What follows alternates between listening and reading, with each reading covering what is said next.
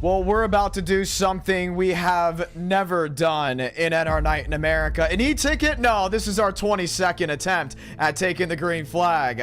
But an e-ticket with the open wheel cars has never been done before. So on this Friday night in the month of May, we say hello and welcome to all watching around the world as we get ready to gear up for the 2024 Indiana 500. I'm John Ramos alongside Jarrett Lundberg. Jarrett, you've been with us for a long time. Matter of fact, since Homestead of 22.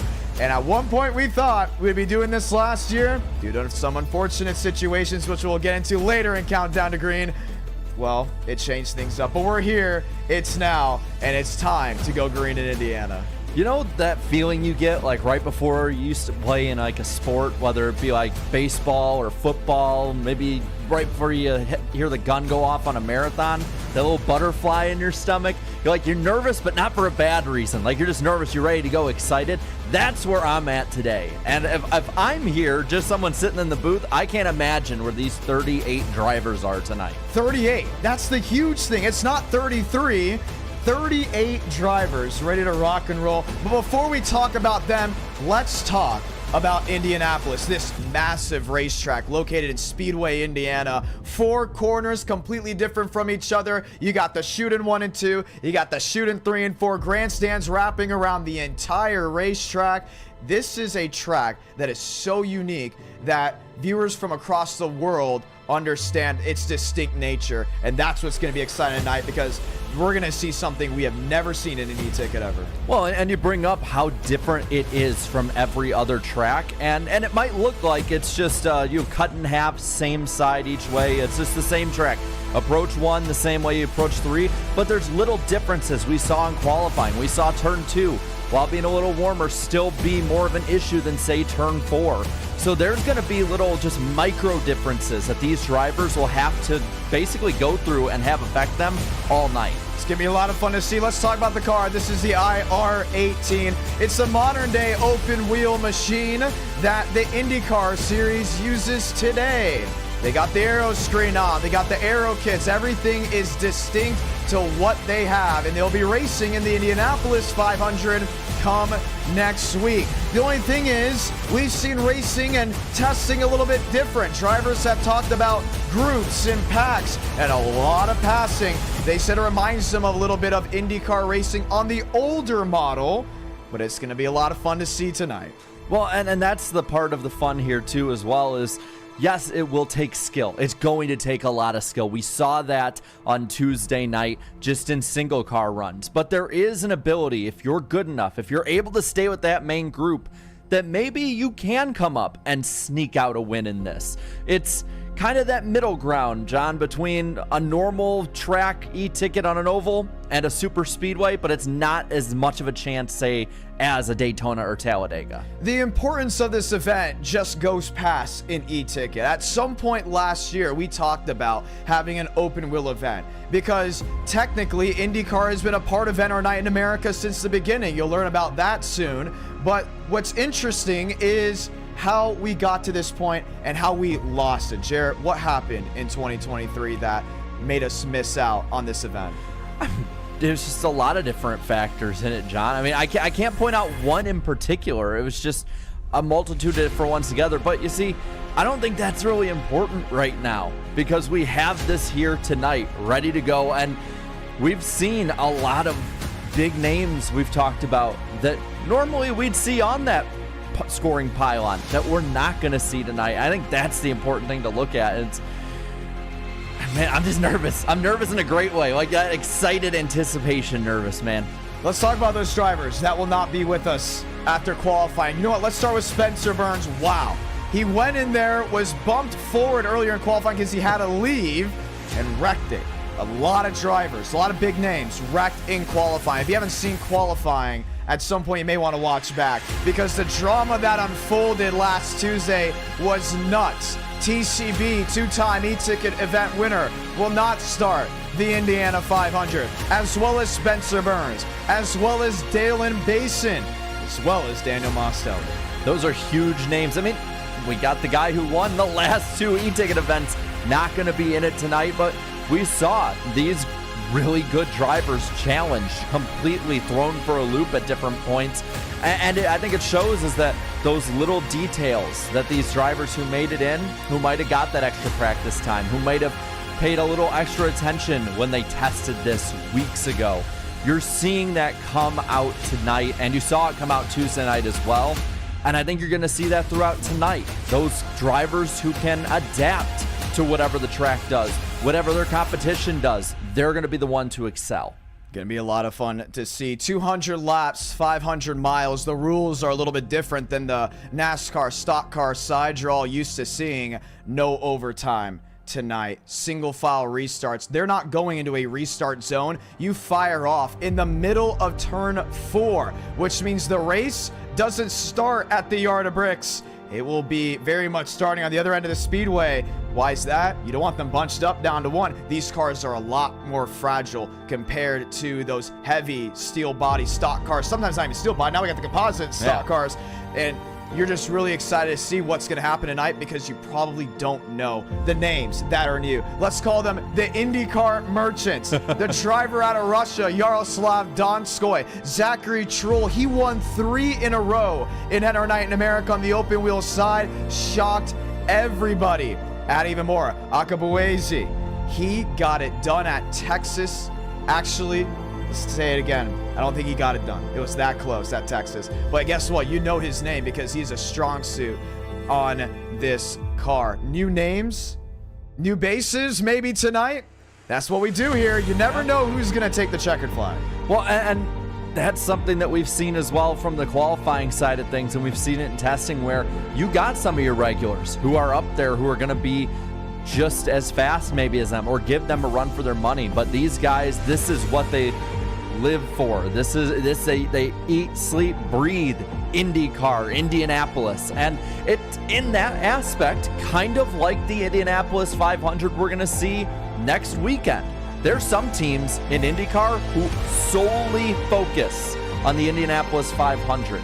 They spend their entire season budget on this one race. And for some of these guys, this is it for e-tickets. This is their one race, their one chance to put themselves on a pretty illustrious board. Let's talk about those guys. How about Dale Greenwood? Greenwood won early in NR Night in America. I mean, in the early months of it, has not won since. When we brought IndyCar back for the first time after all the restrictions were lifted, he was out there about to win and then lost it in the closing laps. He's a driver to keep an eye out for. Kevin Champagne, yes, he has an e-ticket win, but he shocked everyone with how quickly he rose the charts in qualifying. James Thurston, yes, he's good in NR Night in America, but has never won an e-ticket event. It continues to just be that dark shadow on his resume. It's tonight the night he gets it on the open wheel side. It can be because of the unpredictability factor. I mean, we talked about how fragile these cars are.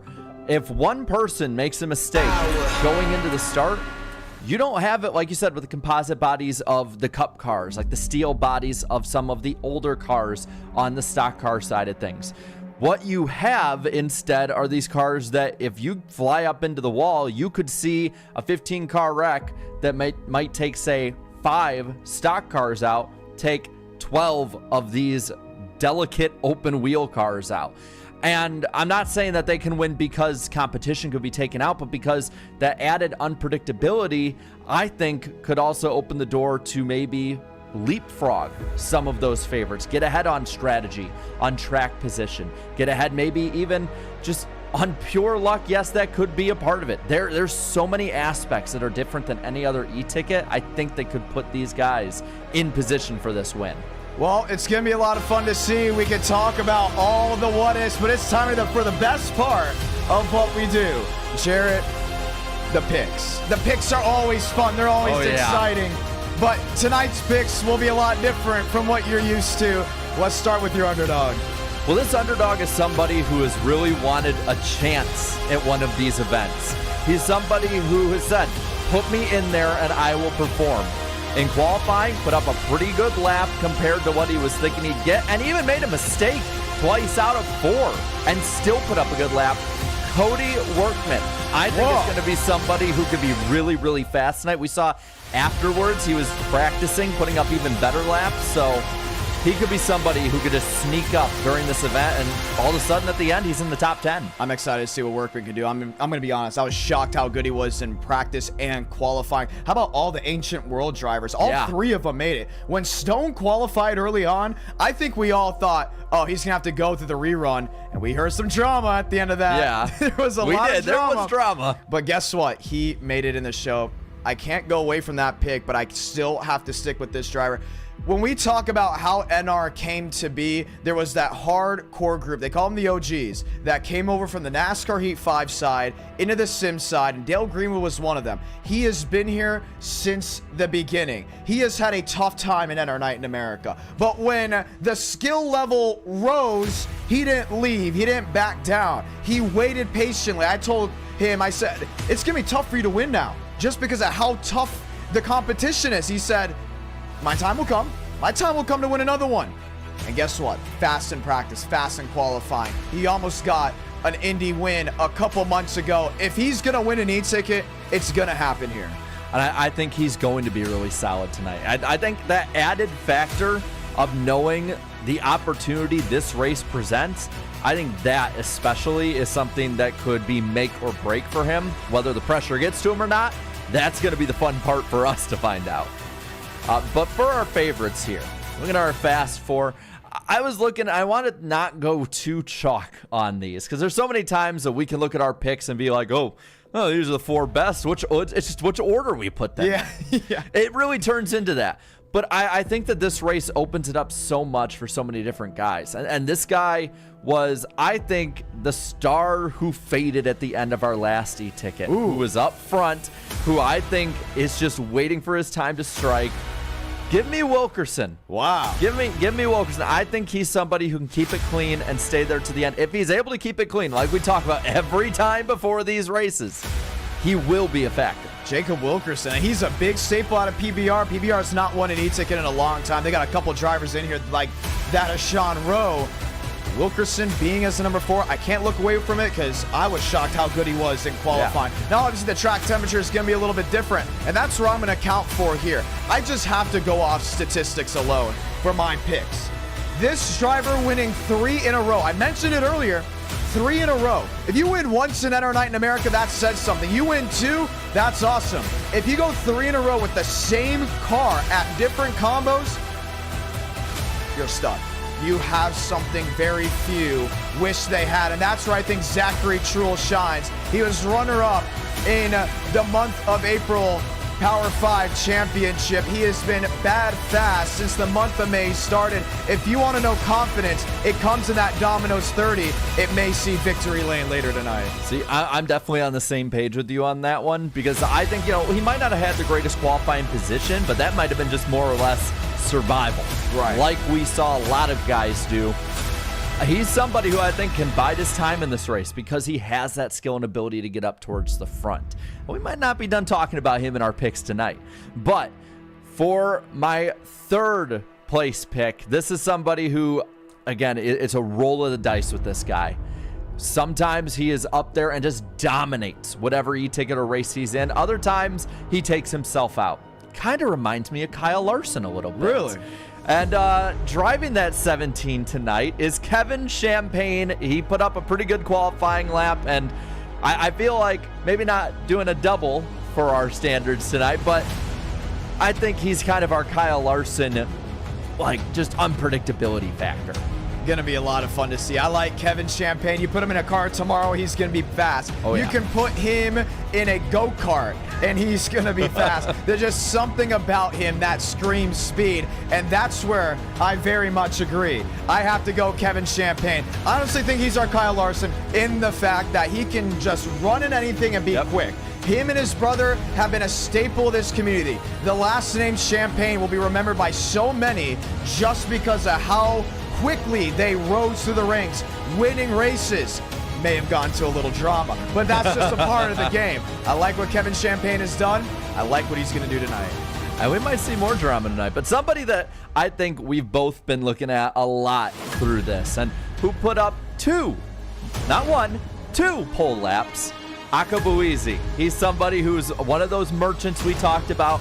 He's going to be up front from the start and possibly all the way to the finish. Hamilton, baby. Hamilton Akabuizi. You may not know the name, but you will know the name tonight, for sure. Oh, yeah. There's no way we do not end this night without you understanding who he is. Exciting to hear, but I have to stick with the roots on this one if we're going with our number 2. Here's a driver that's a 2-time e-ticket champion. Wants to be the first one in the 3-time club. Didn't Helio Castroneves a couple years ago win at Indy to become part of the 3-time club? He's going to have a shot later tonight in that of Braden Movick. Fast in qualifying, fast in practice. As long as the stars align on this abnormal night, you will see Braden Movick burning it down on the bricks. And he's another one of those guys who's just can mold his skills to whatever car track combo we have. That is not a bad pick at all. He's somebody, again, there's so many, unlike usual, where we can just be like, oh, we'll just get the 4 and just shuffle in whatever order. There's so many different people in this race who are going to be factors. Going to be a lot of fun. How about who's going to victory lane? Who's going to victory lane? Well, again, we looked at all these factors about like who can change a lot during these races, who can move their way through the pack during these races, who's good in an IndyCar. And I like somebody that we had talked about earlier in the picks, John. Give me Truex in this race. Yes. I think he's going to be the one who pulls it into victory lane. I don't think there's somebody better in IndyCar and NR in this race. Really? Yeah. You know what? I did mention the stats. The stats were huge. Yeah, right? the stats. You can't look away big from the stats. There's just something about it. You can't look away from it. I like what Truex been able to do, but I just can't look away from what happened Tuesday. What you did, what we did, what we all did was look at this driver and say, oh, well, he got this time because he cheesed. Yeah. He cheesed. All right. And he went, oh, yeah, that's why I got it. Let me just do it again for everyone. And set nearly the exact same time from the one before. Within 0.05 of a second. If you're not going for lucky number 7 tonight, I may call you crazy because Hamilton Akabuizi will win the 22nd e-ticket event and will be the first new e-ticket champion since that of Mosteller back in February. I think it's 500 miles. That's a long way. We got a lot of strategy, a lot of different factors that can play a part in this. I think he'll be up front. He's my number 2 pick. He is right up there. It was between Truex and Akabuizi, but I'm going to go Truex just a little bit based off of history.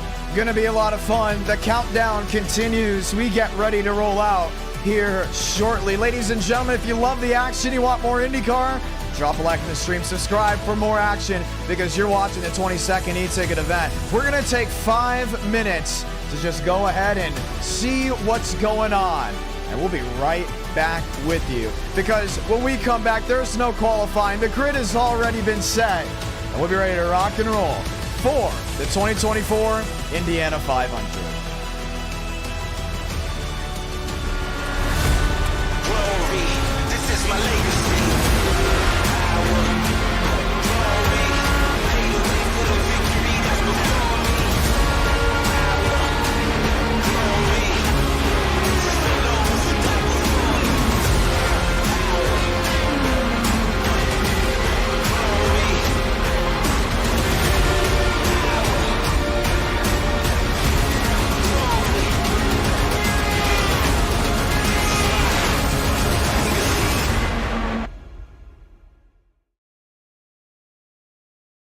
An e-ticket event with open-wheel cars clashing at speeds over 230 miles per hour for 500 miles. Sounds wild, right? But that's the thing about what we do here.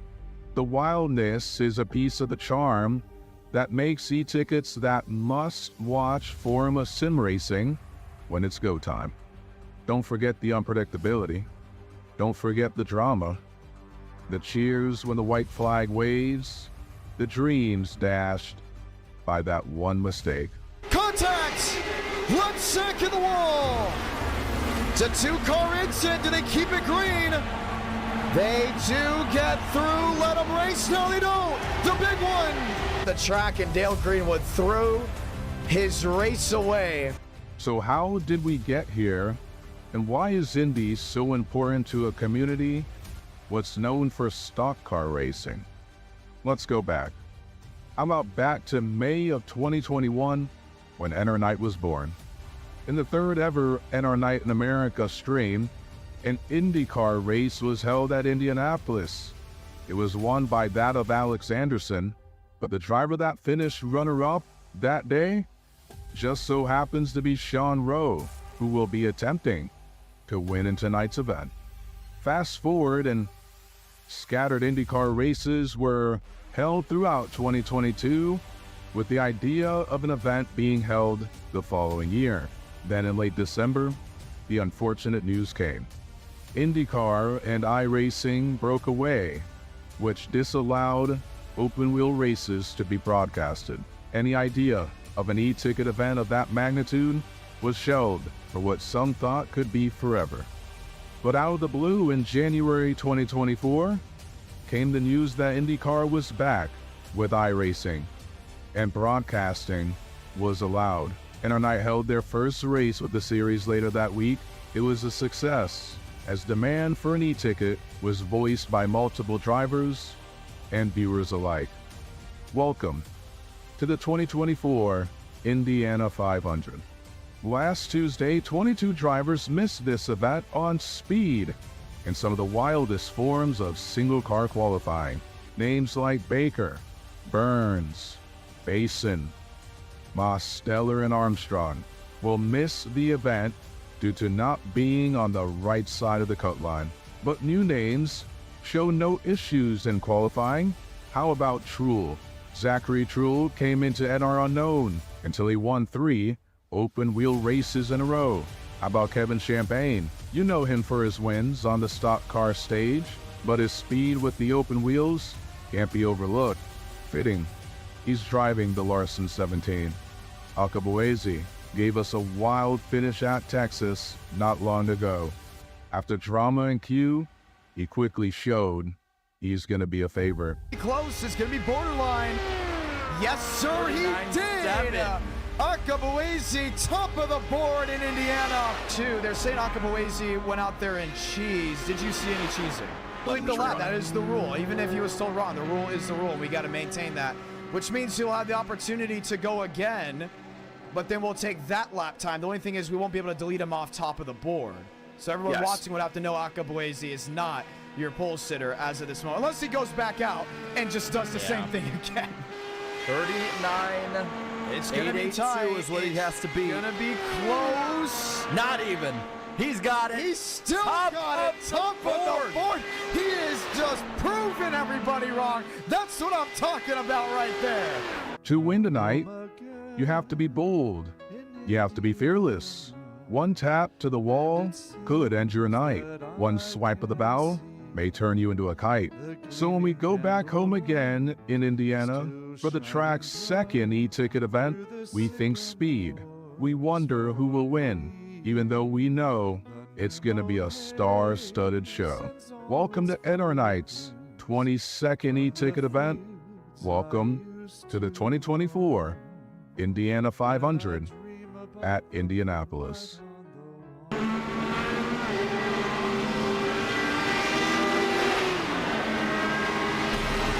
Less than 30 seconds remaining till we go green from Indianapolis. The final 20 seconds these drivers will have a practice. The final 20 seconds they'll have until all those what-ifs are answered. Jarrett, final thoughts before we grid them up. I just think that you're going to see something you have never, ever seen before on NR, never seen in an e-ticket. and I have a feeling this is going to be one of the best races we have ever called. Gonna be a lot of fun as we get ready to ride on Mount. Thornquist, Cootie, Akabuizi, Rush, Truhl, they're the fastest as we get ready to ride out just one more time. We'll set your field to 38. We're gonna read them on off. They'll grid up. We'll be ready to go green. Afternoon into late afternoon. The racing, you can expect it to be exciting. The unpredictability, you can expect it to be high. Yeah, and that's going to be the fun part of this is the early unpredictability also is going to be way different than the later unpredictability. After they've learned how to race against these guys, they've learned what these cars will do and this track will do. Early on, it's just basically, I wouldn't say stepping into a minefield, but it's definitely stepping into a room with a blindfold on. Gonna be a lot of fun to see. Let's go meet your field of machines, ladies and gentlemen. Let's do it. Starting row one, Akabuizi and Trevor Huff. On row two, you got Conklin and also Walker as well. Row number three, you got Yahir Rodriguez and that of Jacob Wilkerson with PBR. Caden Rush and Aiden McConaughey make up row four. Row five, you have Kevin Champagne going for his second e-ticket event, and Toll Owen on his outside. Row six, we have Greenwood and Grab making up that row. Row seven, Braden Mummett going for his third e-ticket event, while Schmidt goes for his second to the right elbow. Garza and Lewis make up row eight, another kind of quiet row in this event. Row number nine, it's the driver from Russia, the driver from Pennsylvania. That is Zachary Truhl. You got Josh Kenyon on the inside of row 10 and one of the winningest NR drivers ever, Thurston on the high side. Row 11, Cody Workman makes his first start in a long time in an e-ticket. That also with Vincent Gucci. Can Gucci or Workman upset this field? In row 12, you got Miles Davis on the inside, next to Cabrera on the outside. Row 13, Andrew Cootie will be going for his second e-ticket title, while Joey Stone still chasing his first ever NR Night in America win. Abraham Beal on the bottom of row 14, solid driver, next to Gavin Austin, one of the youngest drivers in NR. Row 15 is Jacob Malone looking to get his first ever NR Night in America win. James Bomar chasing that elusive title. In row 16, River Page on the inside, Thornquist, who has won here at Indianapolis before, on the outside. Row 17, Max Steinmeier and Jumpman with row makes it a PBR row all the way around. The row of the fives is row 18, Jua in the 5, Nash in the 55. And starting and ending the rows, Vijaya Kumar Pravi, the driver out of Canada. To his inside, well, upside to the outside, that's Marty Shimale in the 66, filling in for Jacob Quill. We get the lights off. Next time by, lights off, next time by, as we get ready to go green. They're checking the track while we have the opportunity. Ladies and gentlemen, we're going to be telling you about the weather. It's 75 and sunny in Indiana, but that doesn't mean it's going to get hot and wild when we go green in just a matter of moments. Most of these drivers will be making their newest start in an open wheel. Most of them have definitely taken the green flag before with NR Night in America. But for all you watching back at home, a lot of firsts. But as you have learned, it's been here since the beginning. Sean Rowe was in the first ever IndyCar race in NR Night in America. Guess where he finished? Where did he finish? Second. Can a driver that raced in 2021 end the story with a win in 24? I think you could see it. If there's any event this year you could see it that is not a super speedway, it is this one tonight. Gonna be a lot of fun. We'll be getting the one to go next time by, ladies and gentlemen. Now they're backing it up because they will be starting this race all the way down in turn 4. Grandstands litter the entire outside of this 2.5-mile racetrack. Why? Because the hottest ticket on a Sunday afternoon, Memorial Day weekend, is that of the Indianapolis 500. Hottest ticket, I'd say, John, in the world. They'll line up. They'll get ready to go. This time by, it's all about the one to go. Can Akabuizi win his first e-ticket event? Trevor Huff, he's running under the radar up front. When was the last time someone started in the Fast Four and won an e-ticket? Oh, NWP 400? Don't look away there from Trevor Huff. He's going to be someone you got to keep an eye out for. How many times, John, has somebody started not even on our tower and won an e-ticket as well? 38 drivers will try to do something once again that no one has ever done before. It's going to be dangerous. It's going to be exciting. Honda, Chevrolet, and that lone Ferrari look to win glory. Half a lap until we go green in this thing. A reminder that we will have no overtime attempts in this race. Single file restarts with double file start and pit speed 55. Don't want to ruin your race off a speeding penalty. Time to go green. You know what's the most insignificant part of this race? Lap 1, turn 1. But why does it always cause so many issues? Because your heart is racing. It's jumping out of your chest. You can hear the crowd over the screaming engines. Do you want to be there at lap 200? Oh, yes, you do. But lap 1, turn 1 is also one of the most dangerous parts of the race. And that's what all these drivers have to figure out. Akabuizi to the inside. Trevor Huff to the outside. Line up 2 by 2. They're in slot. They're in position. The green flag is waving at the start-finish line as we're going to light the fuse in the 22nd e-ticket event. Green in the 2024 Indiana 500.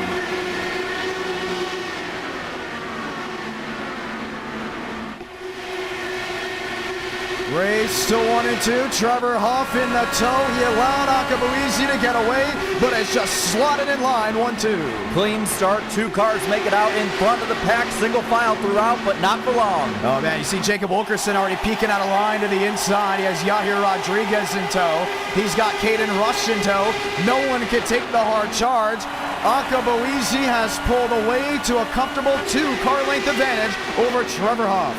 But not too far at that. 3/10 now out of 4, completing the first lap to the yard of bricks. Akabuizi leads lap 1. Yahir Rodriguez back in 6th. Crosses the line. Kevin Champagne back there in 7th, 8th. Kind of just slotted on through. Sitting, waiting, not trying to get overly dramatic. And that's what I've realized already just within the opening lap. No one wants to risk their race car. No one wants to risk their car. No, but there's someone in the back, 2 in the wall out of turn 2, flipping down the backstretch. I believe that is Chad Thurnquist, and it will bring the caution out for the first time in this event. That was quick, 4 lap 10. Wow. Chad Thurnquist, who won at this track back in 2022 to win his second e-ticket event, is already out of the Indiana 500. Just like that. That's how fast it can change. But I'm actually surprised we didn't have more involved with how early and skittish everyone was and how in the back they were all together like that. Now, the big thing is sometimes when you're too safe, you accidentally create a problem. You're worried about not running the back of someone. You check up a lot more than that's naturally given. But for Chad Thurnquist, he will put it behind the wall. The earliest caution we've had all year for an e-ticket, it strikes lap 2. Let's go back and bat an eye to see what exactly unfolded. He was upside down the backstretch already when we reached him. This was the run down into turn 1. So you're seeing back here, a lot of these guys are just trying to get some positioning, just trying to get forward in some way, and it's a big scrum. So it might be desperation. We'll see right now. So Thurnquist jumps to the outside. You have to remember about the other machines involved. I don't think he was the root cause. We're going to start with Miles Davis. Oh, look at this checkup. So many drivers worried about running in the back of each other. Then all of a sudden, it was James Bomar that got into Davis, and Thurnquist really just had nowhere to go. No, and he gets launched at that. Unreal. And they're saying it was netcode, and you definitely saw it. live. Watch again, Miles Davis with James Bomar. And this was something that was not talked about in their early portions. Whoa. Oh, we actually started with Schmidt. So that was William Schmidt that got up into the outside wall there on the 79. He was battling with Yaroslav Donskoy, who also had a netcode hit. Yeah. Good save on his part. Lewis gets out of the way. All these other drivers went for a quick avoidance, but it stacked up this entire back half of the field. And then here comes Miles Davis. See Davis, see Bomar. Watch the wheels. There was no contact. Then the hit registered when the left front of Bomar was well past Miles Davis. No penalty on there. We also talked about in the driver's meeting, if you caused an incident earlier, you're not getting an L1. It's going to be an L2 or worse for Chad Thornquist. The Blues continue as he is out early once again in the ticket. It's the danger of being so far in the back as well. So Akabuizi made it look like a breeze. Trevor Huff was sitting right there in second.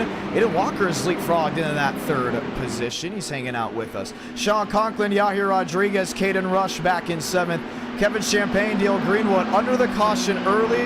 We worried about an early caution, but now it's a single file restart that will get things up in arms. Already one flip. Yeah, I don't think that's the last one we're going to see either. But on this restart, I think there's a few things these drivers are going to have maybe issues with or have to watch out for. One of them is a checkup. If somebody checks up, that whole line, and you can't see in front of even the one in front of you too much, let alone way ahead of you. The other one is do not jump the restart early. Do not do that. It's so easy to say, but with there not being a distinct line of a restart zone, yeah, it's going to be very, very tough. You're not going in the middle of 3 and 4. We made that very clear. That would be the chute, like how 1 and 2 has a chute right here. Yep. You're going right in the center of turn 4. I guarantee you a lot towards the back half want to jump. But you know what the admin said also? We're cracking down on whoever tries to get a little more aggressive. Restart time already in Indiana.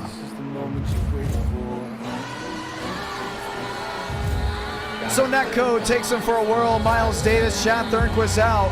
Leaves 36 drivers left to race for glory. And I think, again, you've got to make your way up as quick as you can because it's going to be in the back to start out with. I think we're going to see the majority of these issues. Crowd littered around the racetrack. Indianapolis always brings a great crowd, whether it's back at home or hanging out at the racetrack. You know, some people are actually watching in VR. What did they do? They found a section that they liked. They slapped the VR headset on, and they watched the race, but also time it with the broadcast. That continues to happen. We love seeing the videos. Let's get ready to go green. So a quick hiccup in the flow of the race brings us back to a restart, should we say. Akabuizi, Huff, Walker, Wilkerson. That's the fast four as we gear up to go back underway in the 2024 Indiana 500.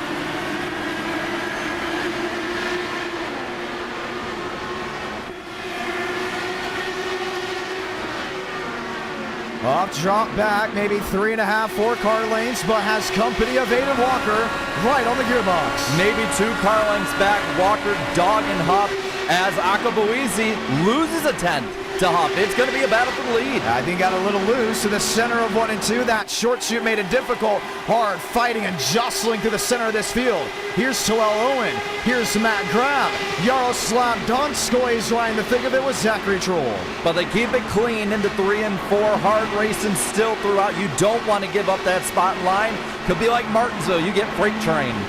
Off to back. He's not going to make the charge just yet. His idea, work this race to the best of his ability. Let's talk about Yaroslav Donskoy. He's one of the international drivers in this event. Why is that so significant? Well, he's a driver from Russia, but he is supporting something that has never been done in NR Night in America, a sim stamp number. Why is that? There's trading paint sanctions on Russia. You can't have trading paints over there. So he said, you know what? You're a really good driver. We're going to allow a sim stamp number for the first time since that of the Geico 500 back in 22.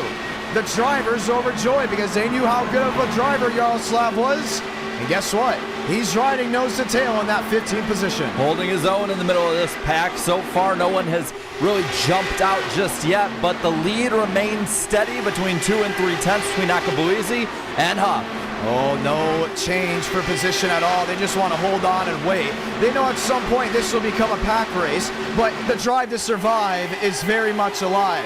Matt Grab looked at a line. You can also see some of the Ancient World machines going for a peek. That may be Cody Workman, Andrew Cootie, kind of just sitting in the thick of it.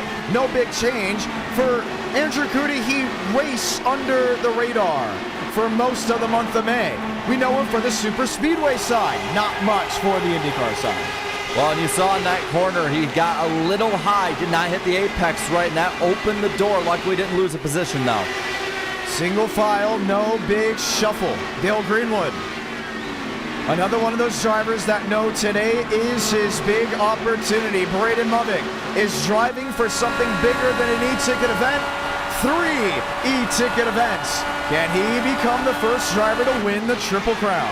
He very well could, being up in the top 11 now. Up front, though, battle for the lead. It's Huff taking it from Akabuizi. Oh, man, he took it like he was stealing candy from a kid. Just the move he wanted down into 3 and 4. But Buizi is there to strike at any given point. Rolls out of the throttle. You'll see speeds well up to 230 miles per hour, but he's moving just half a click up to not completely get a significant amount of dirty air. Lines up right here. Look at the closing rate. He should have him to turn 3. Well, it's less than a tenth between them. Does he make the move? No, he does not. 3 cars, 4 now under a blanket for the race lead. And this is the racing in NR Night that we're used to seeing. It was about 10 laps to just stay calm and battle it out, to now the full-on racing. Huff, Buizi, Walker, even Jacob Wilkerson. Wow, what a drive by Wilkerson. Are you kidding me? The Super Speedway merchant looking like an IndyCar merchant here in Indiana. Well, you do have to have the draft really hooked up in this race as well. But up front, Huff and Akabuizi putting a bit of a gap between Walker and Wilkerson.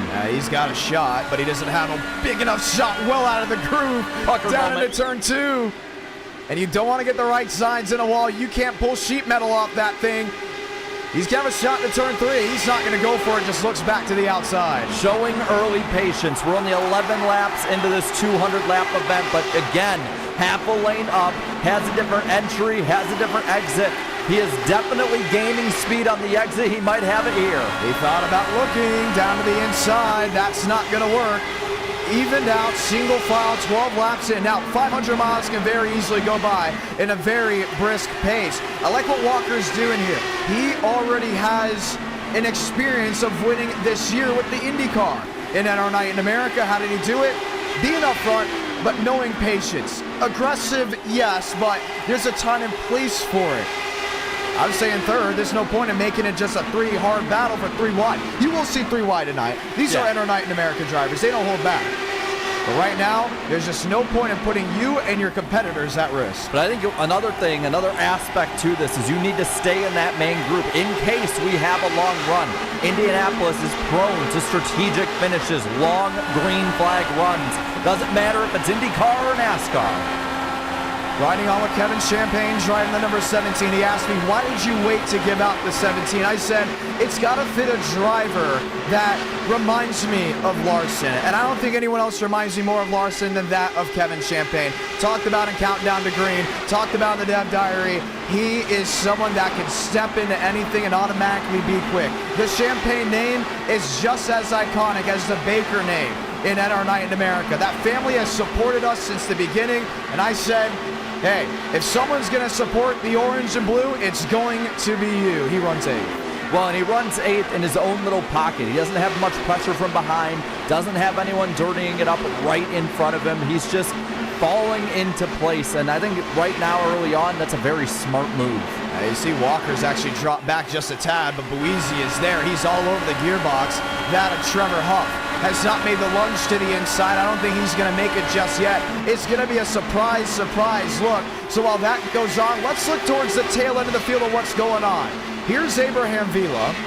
Here's Josh Kenyon and James Bohr. Remember, James Bohr already had that big scare early on. He's thinking, let's just ride it out. Let's wait and see what happens. Remember, you can't get your lap back whenever you want in an e-ticket. You can in NR Night. So, yes, dropping back and holding on is one thing. But battling a loose race car and losing time is another. Marty Shimela struggled big time down off turn 4. And this is happening 16, 17 seconds off of the race lead. These guys are already a quarter to a third of a lap down, and we've only been in this green run for less than 10 laps. Buisi was there, very much there. Looks to the outside once again. Him and Trevor Huff are just stuck in a clash of nose-to-tail action. Walker is hung back there in 6th. Let's talk about tire wear. Let's talk about fuel lottery, because these drivers have set the tone of, we're not here to wreck race cars, we're here to race. Right? This isn't roller derby, this is racing. So what are we going to do to set ourselves up for a possible fuel lottery? Look back to the history of the Indianapolis 500 and NR Night history at Indy. Fuel is always a topic with 50 laps to go. Well, and you see behind this group, I believe, as Caden Rush went down to the bottom and Champagne followed him. They're in the draft. The draft is a huge aspect because of speed, but also because of saving fuel. That might be what Akabuizi is doing up front, saving the tires, taking a little higher line, and also saving the fuel, staying in the draft. He's close enough now. 700s. He could probably go out and pass him, but he hasn't yet. What that's done has brought Walker back into it, only about 3/10 behind Akabuizi, and also Wilkerson staying right with him. Now Wilkerson in the California 500 was tough and bold, very quick, but he didn't go out there and stay up for long. Today I think he has a new approach. We're going to stay up there, but be smart, a little bit more smarter on our strategy. Aiden Walker, he can close. Can you pass? You very much can. But what's the point of passing when you know you're going to come to pit road? Exactly. You might as well just stay in behind him. I mean, look how close Akabuizi is staying to him, keeping that .07 gap during throughout the front stretch. I feel like he could pass him at any point. He's just choosing not to. Let's look back to Drew Jua. Here's the driver that was runner-up in the Florida 500. He's back in the 28th position. Kind of just buying his time. Joey Stone is back, ladies and gentlemen. Another e-tick event. The Ancient World Drivers was written off by every other driver that was getting ready to qualify for this event. So the fact that they have 3 in this field is something to say. Tal Owen, Joey Stone, Cody Workman. Now they're outside mostly the top 20. But, should we rephrase that? Owen is up in 14th. They're relegated to about mid-pack as of right now. I wouldn't be surprised if they strike later in this race. Well, and like you said, we were thinking maybe, maybe based on what drivers were saying, one of them would make it in. So making it early on, and now making passes early. And Owen contact at that. Yeah, I got to keep it together, but impressive so far. River Page is going to remember that for a while. Wow. That probably had his heart up in his throat. I had mine. And Joey's streaming right now on Kick. I'd love to see the reaction of that. River Page is in a Discord, and I'm pretty sure he said a couple of words that isn't safe for work. So, something to remember, these drivers have really long-term memory. I guarantee you, if there's a shot 3 wide, River Page could possibly make it 4 wide or leave Joey out to dry, he's going to do it. Oh, he definitely is going to do it, especially since that's just getting to lap 20, going for the 23rd position. But these guys, again, they're starting to segment out into different groups. Now, racing an IndyCar, night and day, completely different than a stock car. It's really encouraged to go wheel to wheel early on because it's very exciting. But I consider IndyCar more of a strategical side of motorsport versus stock car, where it's, yes, very much strategical, but more embraced on overtaking drivers. So just because you have a couple of these machines lined in single file doesn't mean it's not about to ramp out, because you never know when things will happen, like Vincent Gucci blinking into the outside wall. Blinking, and you're seeing a lot more. If you watch back in the pack, these guys are getting closer and closer to the turn 4 and turn 2 walls. One of them is going to slip eventually, because you're seeing so many of them kicking up dust. Up front, there's a bit of a slowness. I don't know what position it is, but we're seeing passes. We're starting to see a little bit of changes. Conklin Wilkerson changing up. Here's William Schmidt. You're riding on him with his Honda. He is lined in. You got Braden Movick now up to the 10th position. I always love what Movick's able to do. He's such a hot commodity in NR Night in America, hanging out with us up front. Dale Greenwood up to the 9th place position. This is a top 10 that I think can very be shuffled out. There's one thing you mentioned, Rush and Champagne. Look at the difference between Yahir Rodriguez that of Caden Rush. When we talked about fuel saving, you said Rush and Champagne were just stuck deep in a draft. Well, Rush has dropped back dramatically because he can't get Champagne to pass him.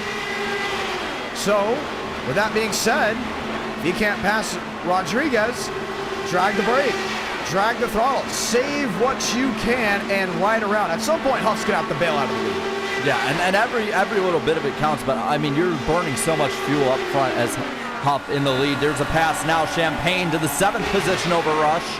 Yeah, he got tired of waiting. That front car, though, they burned so much more fuel being out front, towing the rest of the field along with them. So the cat and mouse game is on early here from Indianapolis. You're watching the 22nd e-ticket event live on the IDK Player YouTube channel.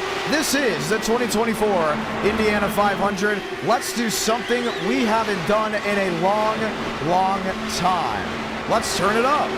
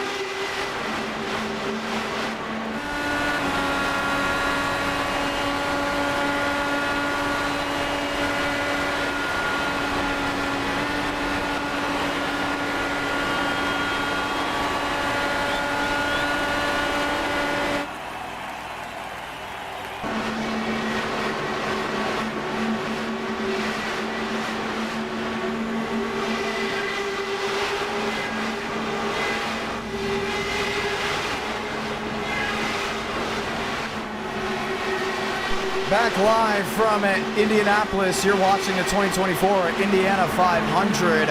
One caution under the books, or in the books, should we say.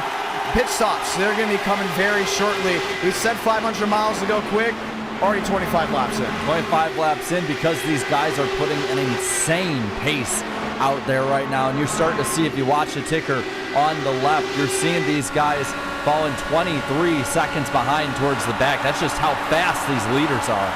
So what can Shimela do? Now, he was battling with a loose race car, but this top three is really tight together. Wilkerson is hanging on like the guy on the back end and tugger rope, should we say. But Akabuizi has peeked to the outside, hasn't made a move. Peeked to the bottom, hasn't made a move. We know passing is possible. No doubt about it. It's just the fact that they're willing to just wait it out as long as they can.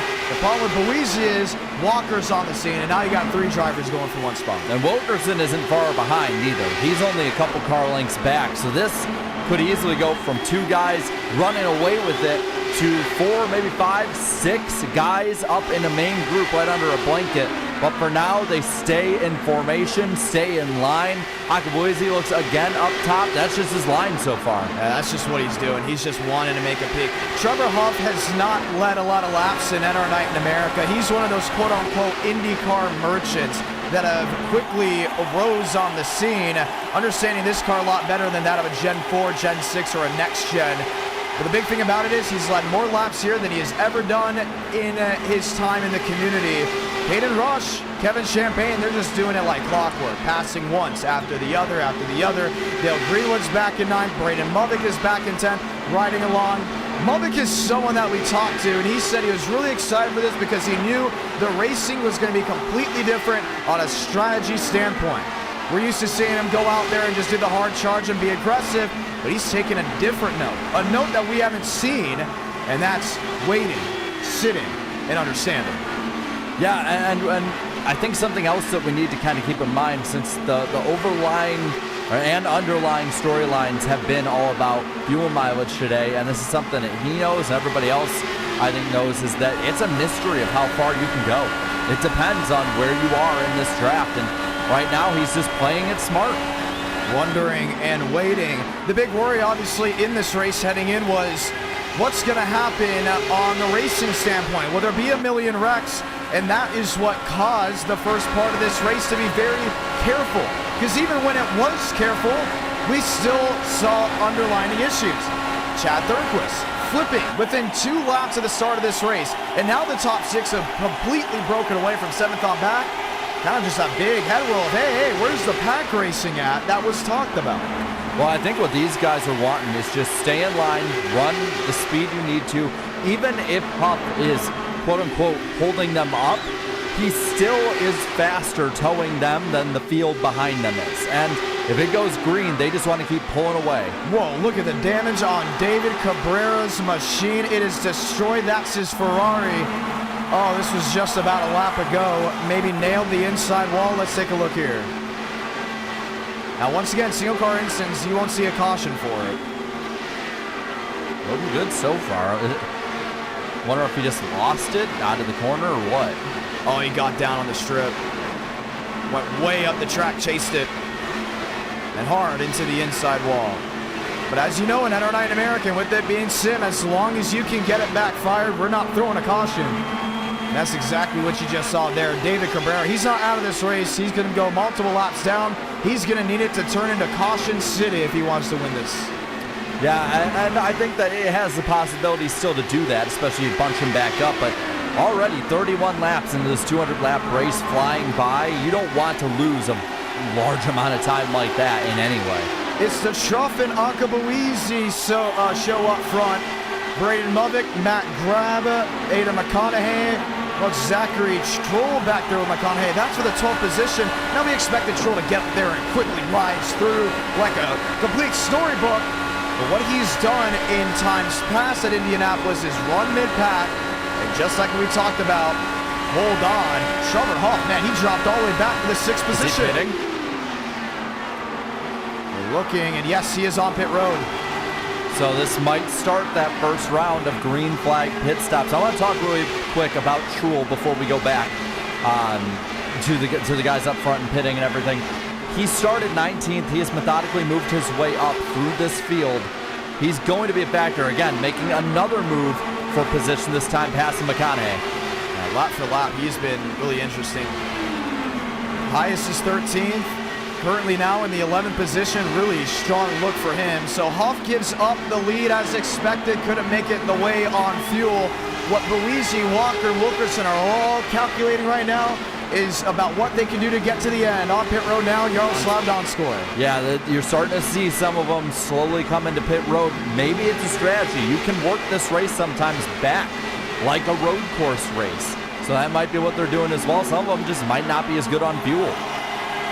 Walker in second. Now jumps into the highest position he has been all day. Lap for lap, Wilkerson clearly has been on point compared to that of Buisi, Walker, and before that was Trevor Huff. Wilkerson's coming in. Everyone's coming in behind him. There's Conklin and Rodriguez as well. Braden Movick, he's in. Just like that, though, the top two of Akabuizi and Walker now are kind of on an island of front runners, seeing how most of the top 10 has pitted. So about 30 laps, give or take. Everyone remember that. That's where it gets a little dicey. Some can stretch the 32 to 33. Well, let's say 30 after what we saw with cautions. Remember that for fuel lottery, because that's going to be the big talking point at the end of this race. Yeah, and what you could see, too, is some mid-pack guys, if they get a caution hit the right way on a different fuel strategy, they could really hit well. Akabuizi and Walker now to the lead. Coming in behind him, Caden Rush, Dale Greenwood, Kevin Champagne, they're all in. No, Greenwood staying out. Rush coming in, Trull coming in. This is a big opportunity to overtake. If you got a fast pit stop here, you don't have to just go out there and pass drivers on the actual racing surface. A good pit crew can be the difference between first and second, as we've seen before. And a speeding penalty can be the difference of first and 31st. So don't speed. That is a big thing that we got to keep pushing home today. Now it's just a matter of when Walker pits. He's got to pit now. I don't see him going any farther. If he can go that much farther than everyone else, then wow, good for him. He's in, Dale Greenwood. He's got tow off a lap machine. I don't think he's going to be able to go one more.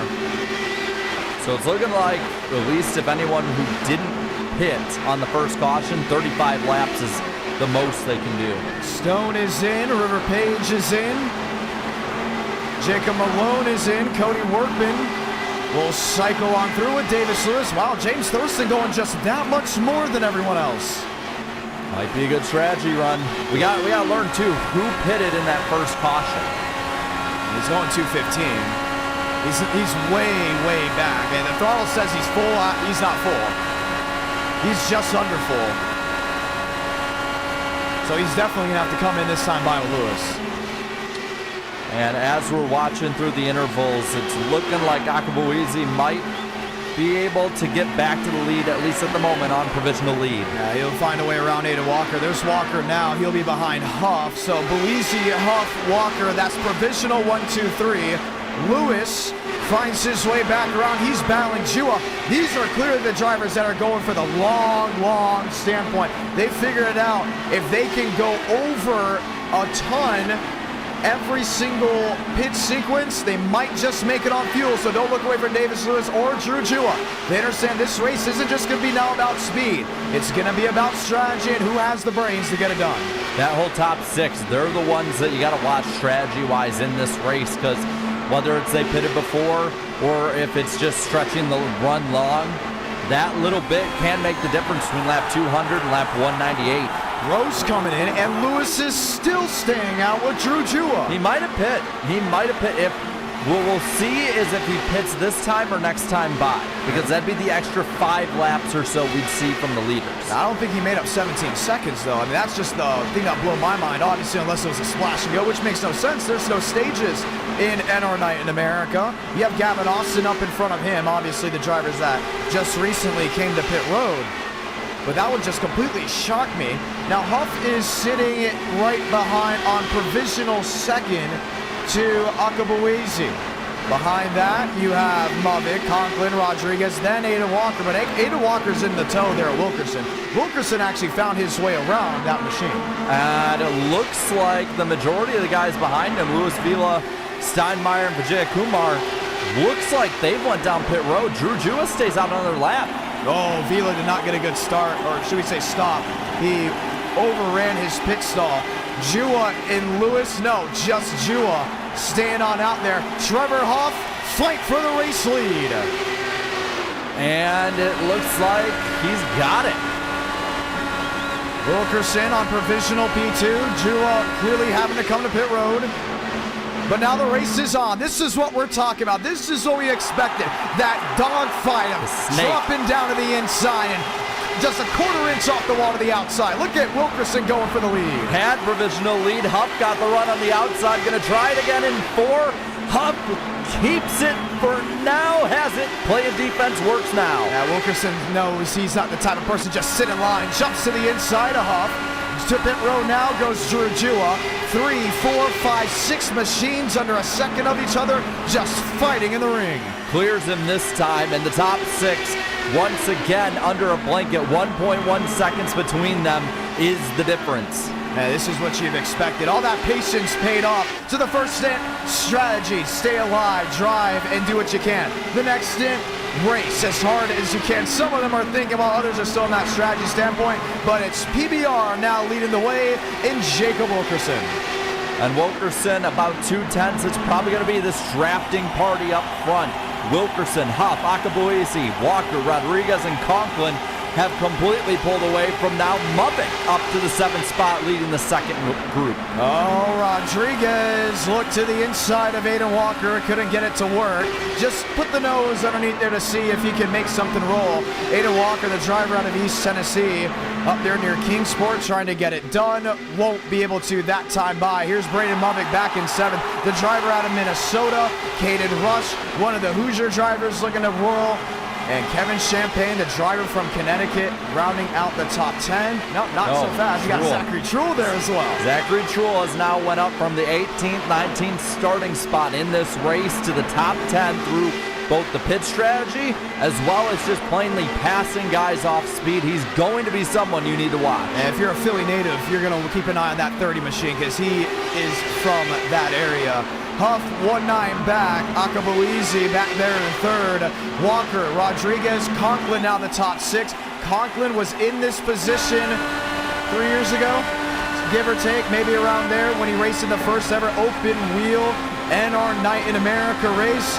He doesn't want to be a bridesmaid tonight. He very much expects to go out there and win it. But oh boy, what a story it would be for someone that raced in the first to get it done in the first ever e-ticket. Well, and you heard him roll out of the throttle there. He's faster than that 40 of Rodriguez. just stand behind him drafting, maybe wait for that spot to open up, but he definitely has a faster car than he's letting on. David Cabrera out of the race, not able to fix it after that damage. That's 3 now down and under. Huff 2 back. We're looking through this field of what got shuffled and what's the damage. Andrew Cootie up out of the groove, has Adam Garza to his inside. 2 machines running the NASCAR fonts. Cootie, the clear throwback to Jeff Gordon. Garza with the Dale Jr. DEI look. Now these are 2 fonts that they caution on the speedway. We know and it's Yahir Rodriguez and Sean Conklin, the drivers that were racing up front. Much want to bet that one of them tried to make a move or one of them blocked, just aggression took him out. We'll see. Wow.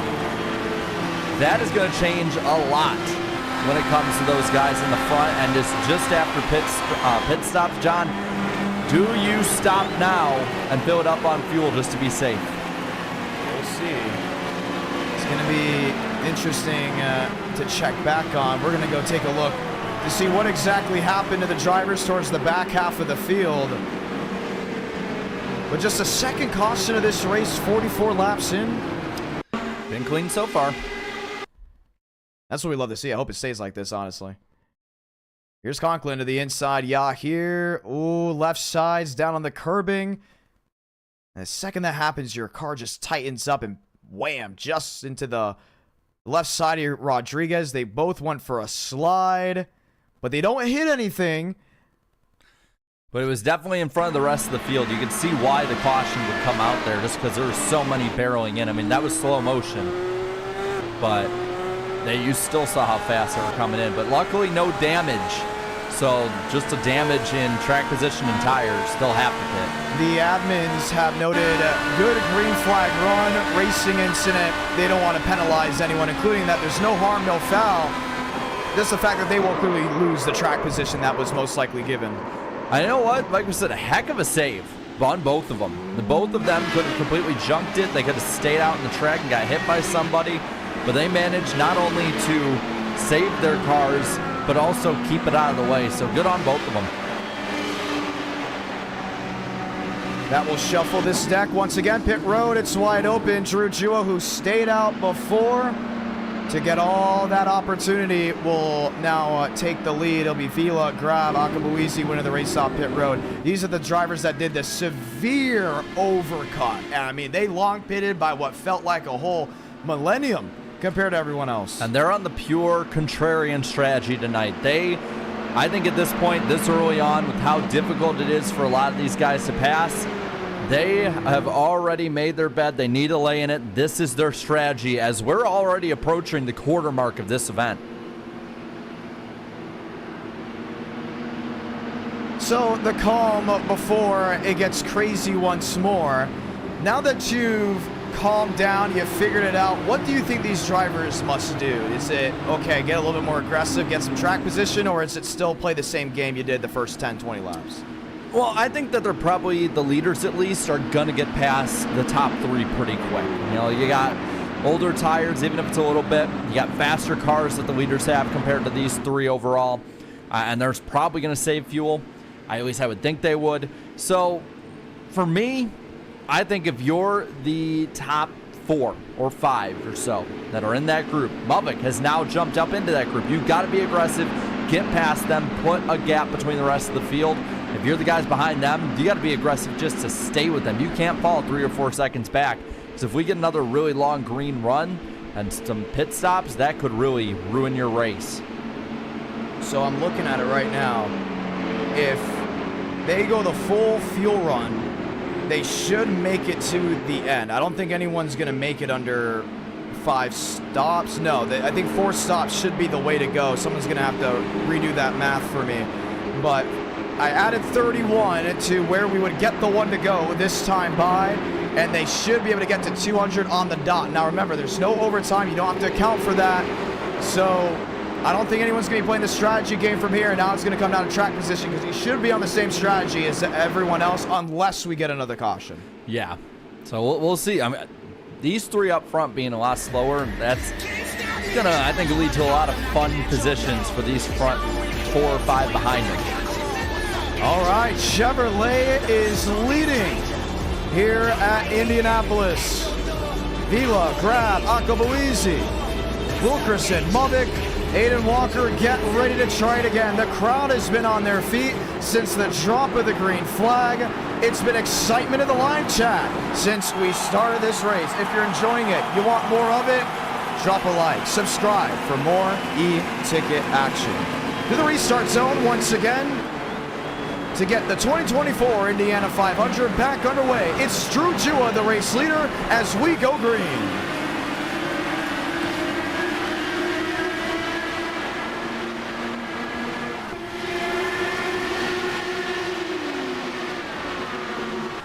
Vila right in tow. He's going to have the opportunity down off turn 2. No fight for the shoot of 1. So far, though, top 3 staying ahead of Akabuizi and Wilkerson as they go down the backstretch. Wilkerson back in the 5th position. Trevor Hoff at some point led a ton of this race, but it's the big dance down the back and heading to 3. Vila wanted to the peak, couldn't get it off Jua. Jua defends the 3 and 4. No swipe. No change, but the big winner here, I think, is going to be Braden Mubik, as he knows he is right in the thick of the herd that he believes has the best opportunity to win. Yeah, take these top 3 out that are ahead of him on a different strategy, and he is 3rd in the main group. Up front, those 3 under a blanket. Akabuizi now going 2 lanes up the track, going way farther up than the leaders. Searching for grip and searching for the drive-off exit, because that's how you win here at Indianapolis. If you can get the runoff too, it seems like you have a millennium to fight all the way to turn 3. Didn't work though. Wilkerson is by him as they enter 3. Akabuizi now back to the 5th position. He was a favorite heading in after qualifying, but for the first time tonight, he looks to be the weaker link out of this top 5 run. Does Jacob Wilkerson have what it takes to complete the underdog story? I think he does. I said beforehand, I thought he'd be one of the fast ones tonight. He is living up to that. We see Grab pass Vila for 2nd right in front of him. Vila just couldn't get it done. I don't think he wanted to defend either. When you see someone make that late lunge to the bottom entering turn 1, you don't want to block him, because you know a late block will end your race completely early. Looking at Mubik, peak on Akabuizi, not going to happen. Aiden Walker, kind of that same boat, same move. So you're Drew Jua, you're leading, you're having a great time. But you know you have to pit a little bit earlier than everyone else. Yeah, but you're still also leading this race. You're out of the scrum, and we have the caution out again as we hit the quarter mark. Oh, Tellwell, Owen, yes, him, Cooper Nash, I believe, may have gotten into it coming down off turn 4. That'll be caution number 3 on the night. It's very easy to get into a mistake and into a scrum. But now what does this play with the strategy? Because if this race went green all the way through, they're all going to be on the same run. Now you're in an area where you could see a fuel lottery that lap 50 out of 200. Well, if the top 3 are going to be on their own separate island, like doing just set laps, they'd stay out. But you could be a little contrarian, go a little bit further if you pit on this caution. So they're saying keep an eye on Max Steinmeier. He's down to the inside, man. He was really holding these guys up. Wow. Just a dart without feathers went right up the track. Ooh, right in front, and there we go. We got 3, 4, 5 involved in this crash already. That was ugly. Wow. James Bomar, Marty Shamela. Terrell Owen, there he is. You saw the guys behind him with the car spun out in front of the field, have nowhere to go. Eric W. gifted membership to the great viewers back at home on the bottom. Watch here again. And so he's in the inside. He really let off, but Yahir Rodriguez involved the second time, went right up the track. Then watch these guys pile in behind. They're trying just to avoid him spinning, and nowhere for anyone to go. Max Steinmeier will be given an L2 penalty, so he will have a drive-through, and mainly because he took guys out with that scrum. That's going to be Jacob Malone up into the outside wall, Tao Owen into the wall as well. To the inside, Yahir Rodriguez, second incident of the night. I believe both were not for his wrongdoing. He was one of the favorites, front runners up there. Yep. And looking at the running order, it looks like Drew Jua is the only one left of those group that stayed out. He's staying up front. Now, did they stay out this time, though? Let's go take a look quickly. Yes, Nope. they did. Well, he did, but the rest of them behind him didn't. That is true. So, I think he feels like he's in an area that he really understands the strategy. Probably expected a quick yellow. Maybe. I mean, I'm not going to question it just yet because he probably knows he can't get it off speed. You made a different strategy. Caution comes out. You can't get this track position off of that. You just got to stick to the strategy and just hope it works. Now, a scattered cloud filled the air, and that was not a rain cloud for the ones that were wondering. Yeah, let's not race in the rain. We're not racing in the rain today for the ones that are wondering. No repeat of Kansas. Just a quick little scatter of a cloud covering the sun for the time being. We'll be ready to go back underway. Just past lap 50 in this race. We'll restart with 53 in the books, or 52 in the books, working lap 53 out of 200. So does Akabuizi just stay behind Jua to save fuel? Or does he just get rid of him, pass him now, and try to make the move early on? It's interesting because you know Buizi can do it. Yeah. But do you give Jua the lifeline of saving gas? That's the big game here. Because you don't want to give him the opportunity. You don't want his strategy to work. I honestly consider open wheel racing chess. It's just a big mind game. You know you can go out there and pass him, and you're going to see it late in the race. Yeah. But why should I give this competitor the opportunity? Go out there and lead lap 54. I'm going to lead lap 200 by not having you up here as you just continue to waste the fuel away. That might be the smart move. I mean, Akabuizi has been doing stuff different than every other driver he's around tonight. Whereas every driver seems to try and want to make a pass, well, he's the one who wants to stay out in front of him. Let's get ready to go back under green. Jua, Akabuizi, Mubik, Walker, Hoff, Champagne, Greenwood, Donskoy, McConaughey, Cootie. That's your top 10 as we get ready to ride from Indy. Buizi a favorite. Jua, a former bridesmaid in an e-ticket event, plans on being king tonight. Back underway in the Indiana 500. Akabuizi laid way back. Jua is just gone. Riding on with Trevor Hoff up through the gears. Already up to 6 before they enter turn 1. See Walker kind of going all over. Does he make the pass? Does he stay in line? He will stay in line as they're off at 2, and they've already caught all the way back up to Drew Jua. 33 drivers left racing from what we've seen. Bomar, Shamela, a couple of these drivers not in it. Terrell Owens still on pit road trying to nurse it back to health. Chevy, litter the fast 4. Here comes Braden Mubik. That first Honda, though, back there, Huff, he tried to make the move on Walker, did not make it happen. Up front, Akabuizi has closed the gap on Drew Jua. Mubik right behind him, Walker right with Mubik. He knows that he has an opportunity to win. McConaughey in 9th, Thurston in 11th. Gucci, Rose, Stone, and just inside that top 15. Wilkerson at one point was leading this race, quickly back to the 15th spot. But if you're Buizi, you know you have Mubik behind you. He's going for the Triple Crown. I don't think he's going to be the type of person just to wait around for Jua and Buizi to maybe make something work.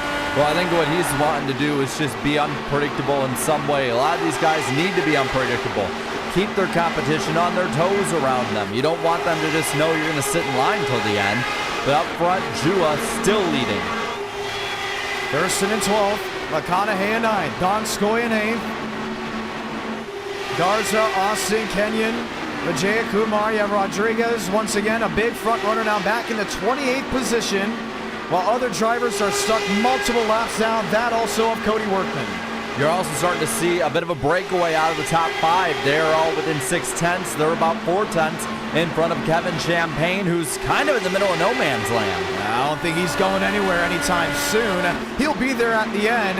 He's in enough tow where if he put the power down, he'll have a shot. But I honestly think Greenwood and Champagne will be the dark horses in the top 8, not because they're underperforming compared to the drivers up front, but mainly because they're just on a completely different mindset compared to everyone else. That's what's going to work later in this race. Not really just going to work now. Yeah, and you're seeing that bit of snaking through the draft right now. So you're starting to see again that strategy play in it where they're not wanting to make the move just yet. But up front, Akabuizi, Mubik, Walker, all within half a second. We're on board with Walker here. Back there in 4th, Buizi down to a 9. He has daylight to the inside. It's not going to floor it. Here comes Aiden Walker. Bold move to the bottom of 1 to take P3. Just as we thought they were going to sit in line, he makes that move. He is on the aggression right now when it comes to his strategy.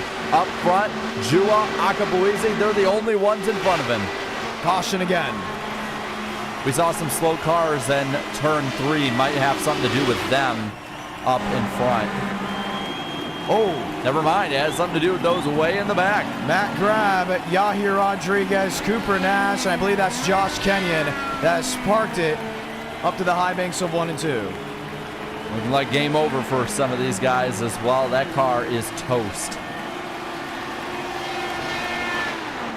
So we're starting to slowly see attrition work its way up through the pack, whether it's guys with netcode, guys with some kind of desperation to get back up towards the front, or just plain mistakes. You're starting to see it really take effect. That's a lot of damage there on Josh Kenyon. Whoa, we had one also up and into the air. Maybe up into the caps fence. You heard the late hit. Is it just me, or is it almost always those guys in the back? They're so worried about not wrecking, they forgot what racing was. No, that's just Cooper Nash getting up out of the groove. Man, what a lick to the fence by the 55. Graham goes for a tumble. Is that Rodriguez again? And that is Yahir. You're not supposed to combine sports, but strike 3, you're out.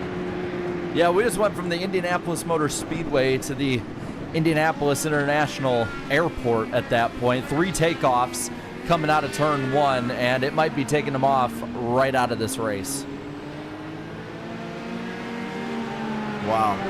They're calling Cooper Nash L4 for what happened in the back. He'll be holding it for a lap. And he just drifted up the track. Now, how long? So you see them fly, and just look how much they're flying and bouncing.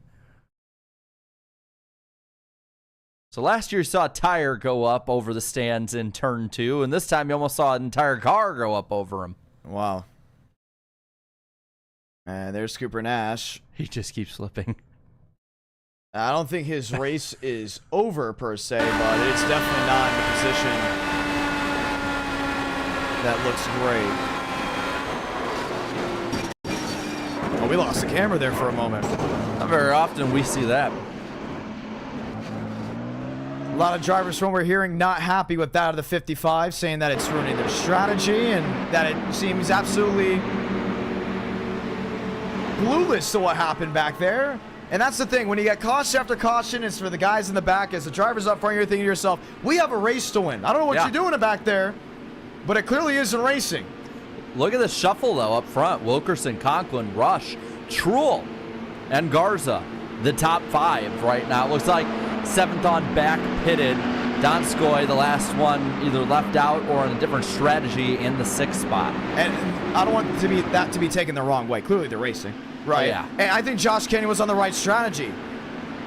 But for Nash, he also has to understand, got to be consistent. It's a lot easier said than done. We can say it all the time up here. It's very tough to be in this position.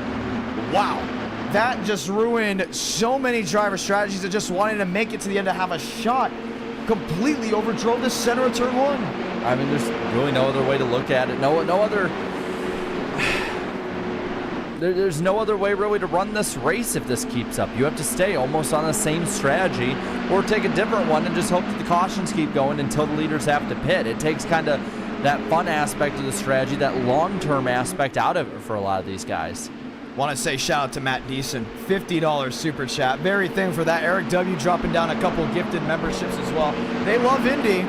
Who doesn't love Indy? And there's just something about this track that gets you excited. There has been excitement since January over this event. And we're going to get ready to see what the rest of this race has to offer. We're still under halfway, but I definitely know the best is yet to come.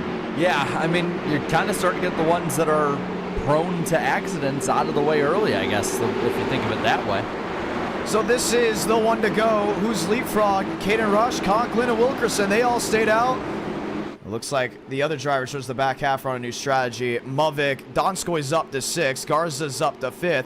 Huff, Walker, Greenwood, Champagne, Cootie, and others have now dropped back. Akabuize back there in 8th. Drew Jua up to 7th. This is a big strategy win by Drew Jua, in my opinion. He knew cautions were going to happen, and he was just in the right place at the right time. John, do you know where Drew Jua was before the first caution that sort of kicked this all off before the strategy? I want to say 35th?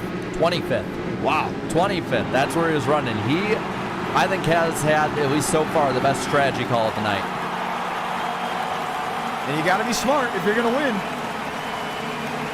A good racer is just a good racer if he doesn't have what it takes to think about what is and what isn't and what can get him to victory lane. That's what makes a champion. Back underway in Indiana. And Rush makes the early move for 2nd. Right underneath Conklin, side by side into 1. Doesn't have enough to clear him just yet. They're going to stay, okay, clear now. Go crash in the back. Big crash in what it looked like. Pravi, Vijayakumar, Abraham Vila. Another one. Caution number 5 on the night. Now it's just becoming consistent. I saw a puff of smoke back there, and it just, it was off. Now we're starting to take more people we thought would be contenders out of this race, or at least setting them back a ways. Greenwood, we knew this was going to be his one big opportunity at winning an e-ticket. And it looks to be out. And it looks to be on Dale Greenwood from what we're hearing. Oof. We'll see here. So easy to make a mistake. So he was a ways up in the pack.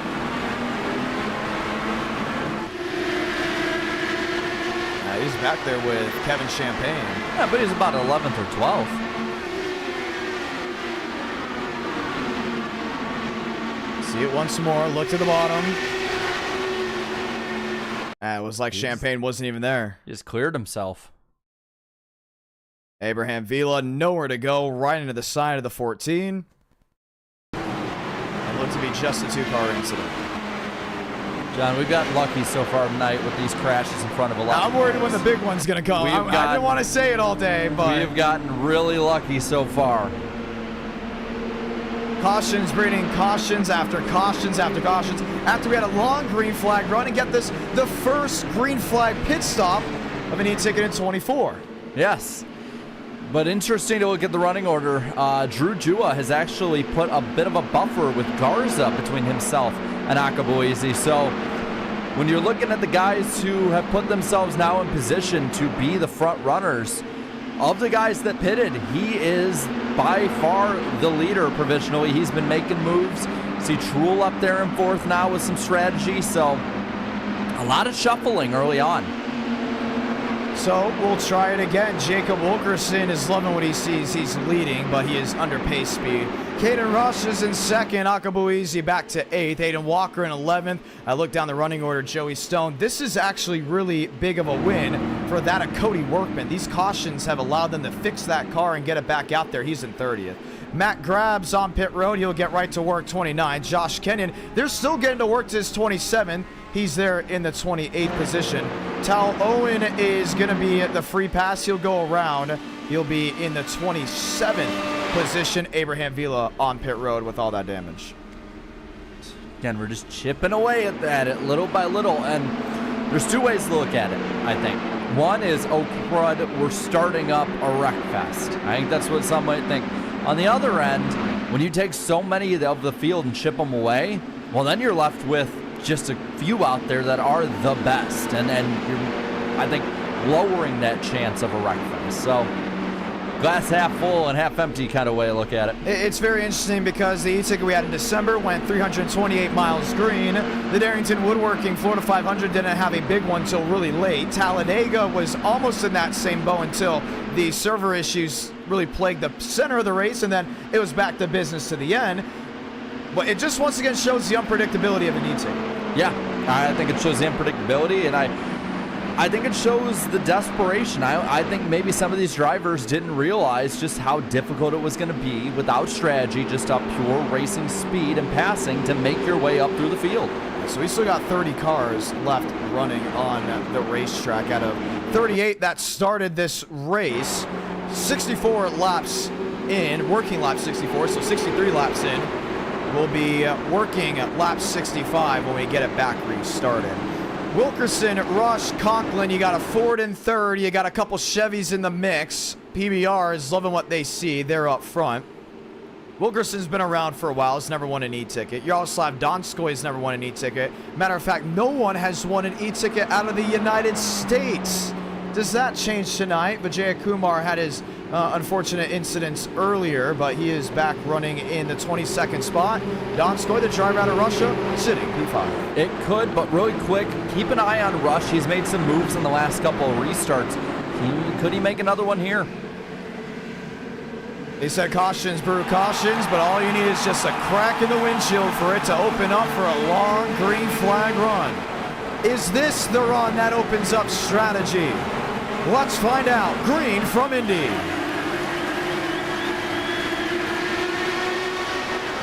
Conklin top shelf on Rush. Might be that second guy that's at the disadvantage from third, but still, Rush is able to keep him back there. Conklin looks low, right in his tire tracks. He thought about something big. Donskoy in the fifth position with Zachary Troll back and forth. They cleanly get through one. They cleanly get through two. It's the dogfight down the back heading to three. You're starting to see a bit of snaking again, but another pass. That's, I believe, Braden Mubbick who got underneath Akabuizi. Akabuizi's been falling back on these restarts. He's just struggling with all these restarts left and right. He's someone that needs a long green flag run. Mubbick found a chick in the armor and was able to make it work to his advantage. Conklin in second. He's lined up nose to tail with Wilkerson. Not for long. He goes to the lead entering turn one. Conklin to the lead over Wilkerson. It's a PBR daydream. They're 1-2 in Indianapolis. Rush in third, watching them go down. Sean Conklin, he was in the first IndyCar race in NR Night. He is now wheel to wheel for the lead into turn three. Trying to make the slingshot by. Wilkerson takes the lead back in three. Conklin right behind him again. Does he make a move? Stays in line for now. And this is the shuffle of the deck that we wanted to see working in this race. Ford, Chevrolet, 1-2 back and forth. Wilkerson leads. Conklin in second. Here comes Rush, and he looks to be in a hurry in P3. Throw a blanket over him for now. They're only about 3/10 apart, but the top two pulling away little by little. Wilkerson continues to lead into two. This is what we wanted to see. This is the excitement from Indy. He's pulling, looking, peeking, no one else going for that charge. Mubbick is just chipping away at drivers ahead of him. Next in line and next on the bounty list, that of Drew Jua. That of Yaroslav Donskoy. They've lined up nose to tail in front of the 42. Mubbick looks top. That's not going to work. He wanted to look to the inside, but Jua makes the move to the inside of Donskoy. He's got the position right behind his rear. Not going to make it happen yet. If he gets the room, he might be able to. Gets loose. Loose to the middle of the corner, loses the spot. And Mubbick says, thank you very much. A mistake means a free position. He's up to 6. Conklin, at one point, was nearly dead wheel to wheel to turn one. Just this lap on Wilkerson. He's now back to a 1. He's down to a 9. Can't make it work to 3, but the energy has picked up in Indy. And behind that group we talked about before, Akabuizi moving his way back up as well, up to the 8th position. Those guys in 6th, 7th, and 8th. Mubbick, Jua, Akabuizi, all 3 of them were the main leaders of this race early on before this rash of cautions. Looking towards the back half, I believe that's Sean Rowe to the inside in the 14th position. He looked a couple times there under Andrew Cootie. Him and Cootie have been stuck really in that same position. Here's Joey Stone in 15th. Joey's going to make a move down low underneath Rush. Doesn't have the power to get beside him. Going to fall back in line. Maybe. Yes, he does. No point in getting that aggressive. You know, with all the unpredictability aspects of this race, it really has been a charm. Stone to the outside, look to the inside. River Page gets one. Wanted two. We'll have to stick with one. Here's the fight for the race lead. Conklin to the back of Wilkerson. 7. No move to turn 1. Not going to make it happen this time, but these two are slowly pulling away from that 10. Top 3 pulling away from the rest of the field overall. Akabuizi back to 8th. Jua, they're both on that same team, the I-5 team, that is really just sitting and waiting and trying to regroup. They have Donskoy in front, they have Caden Rush in 3rd, but Braden Buffing, I think, has been the hard charger in this section of the race. The last 30 or 40 laps, he has just been making quality moves instead of dangerous moves. That's how you're going to have to win, and that's how you're going to make up spots just under halfway in the Indiana 500. Well, we saw early on, if it stays green like it did early, making up that time and positioning will matter later in this race, and we are closing in on the halfway point, so the more gap he puts on Jua, the better for him. Yeah, look at Jua back to the outside. Louise to the bottom. Trevor Huff, I think he can join in on that as well. Don't think he'll get that at Jua. He's going to go for it. Ooh, tight to turn 3. You don't want to be wheel-to-wheel with anybody that early into a corner. But they made it work. Smart drivers make it work throughout 3 and 4. But now Jua back to 8th behind that 7 car, needing to stay with him for strategy. Lap 72 of 200. Boise, Donskoy. Braden Muvett there in the 4th position. So he passed Truel that time by. He is flying through this field, less than a second now to the lead. And look at Conklin. He is now right on the back end of Jacob Wilkerson once more. And he continues to sniff the gearbox of the 43. Just hasn't been able to make that hard charging move around him. Seems like he can draft up to the back of Wilkerson, but loses his time on entry in 1 and 3. So they have pretty even cars overall. Really up behind his bumper again, not going to make it work. Louisi inside of Donskoy, leapfrogs the position, and he's up to the 6th place spot. And he's just trying to keep pace now with Braden Mubbock up in the 4th spot. Behind Donskoy, you have Drew Jua as well as Huff. They're trying to make a move down low. Donskoy is so cool. We talked with him earlier. He said, I have friends from school watching back at home. I got family. I got a lot of people from my country watching this, almost like it's the real Indy 500. They're staying up late to see what's going to happen. And he's putting on a show being up there in the top 10. Yes, he has, staying in the 7th spot up front. The battle for the lead stays about the same. Nose to tail, very close between the top 2. At some point, Conklin is just going to fight to the inside. He's going to make that move, but he doesn't want to be predictable on Wilkerson. Oh, left side on the curbing. It's going to tighten up the turn 2. He was able to predict it, able to make it work. The thing is, if he moves to the bottom, what does Wilkerson do? Does he pinch him to 3, or does he just let him go on by?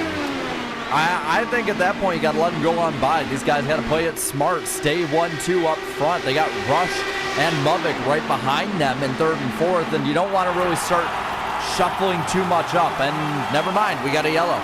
Joey Stone, a River Page. Page outside wall there in turn 4. Stone, he was involved in it. Look at the damage on the 21. Rough way to maybe end the night for that Ancient World gaming machine. Remember I said Page and Stone went at it a little bit earlier in the race? Yep, let's see what we got.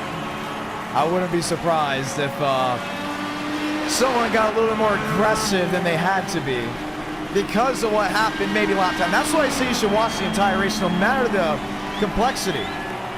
You just never know. And for Stone, it's going to be, I wouldn't say the unfortunate end. I think they can get that pod back on. He may go a couple laps down. Well, I want to see who caused it. So there he is. Behind a battle, I think Cootie made a move in front of him. It was Cootie that made it happen. Cootie and Garza. Nowhere to go. It was neither of them had anything to do with it.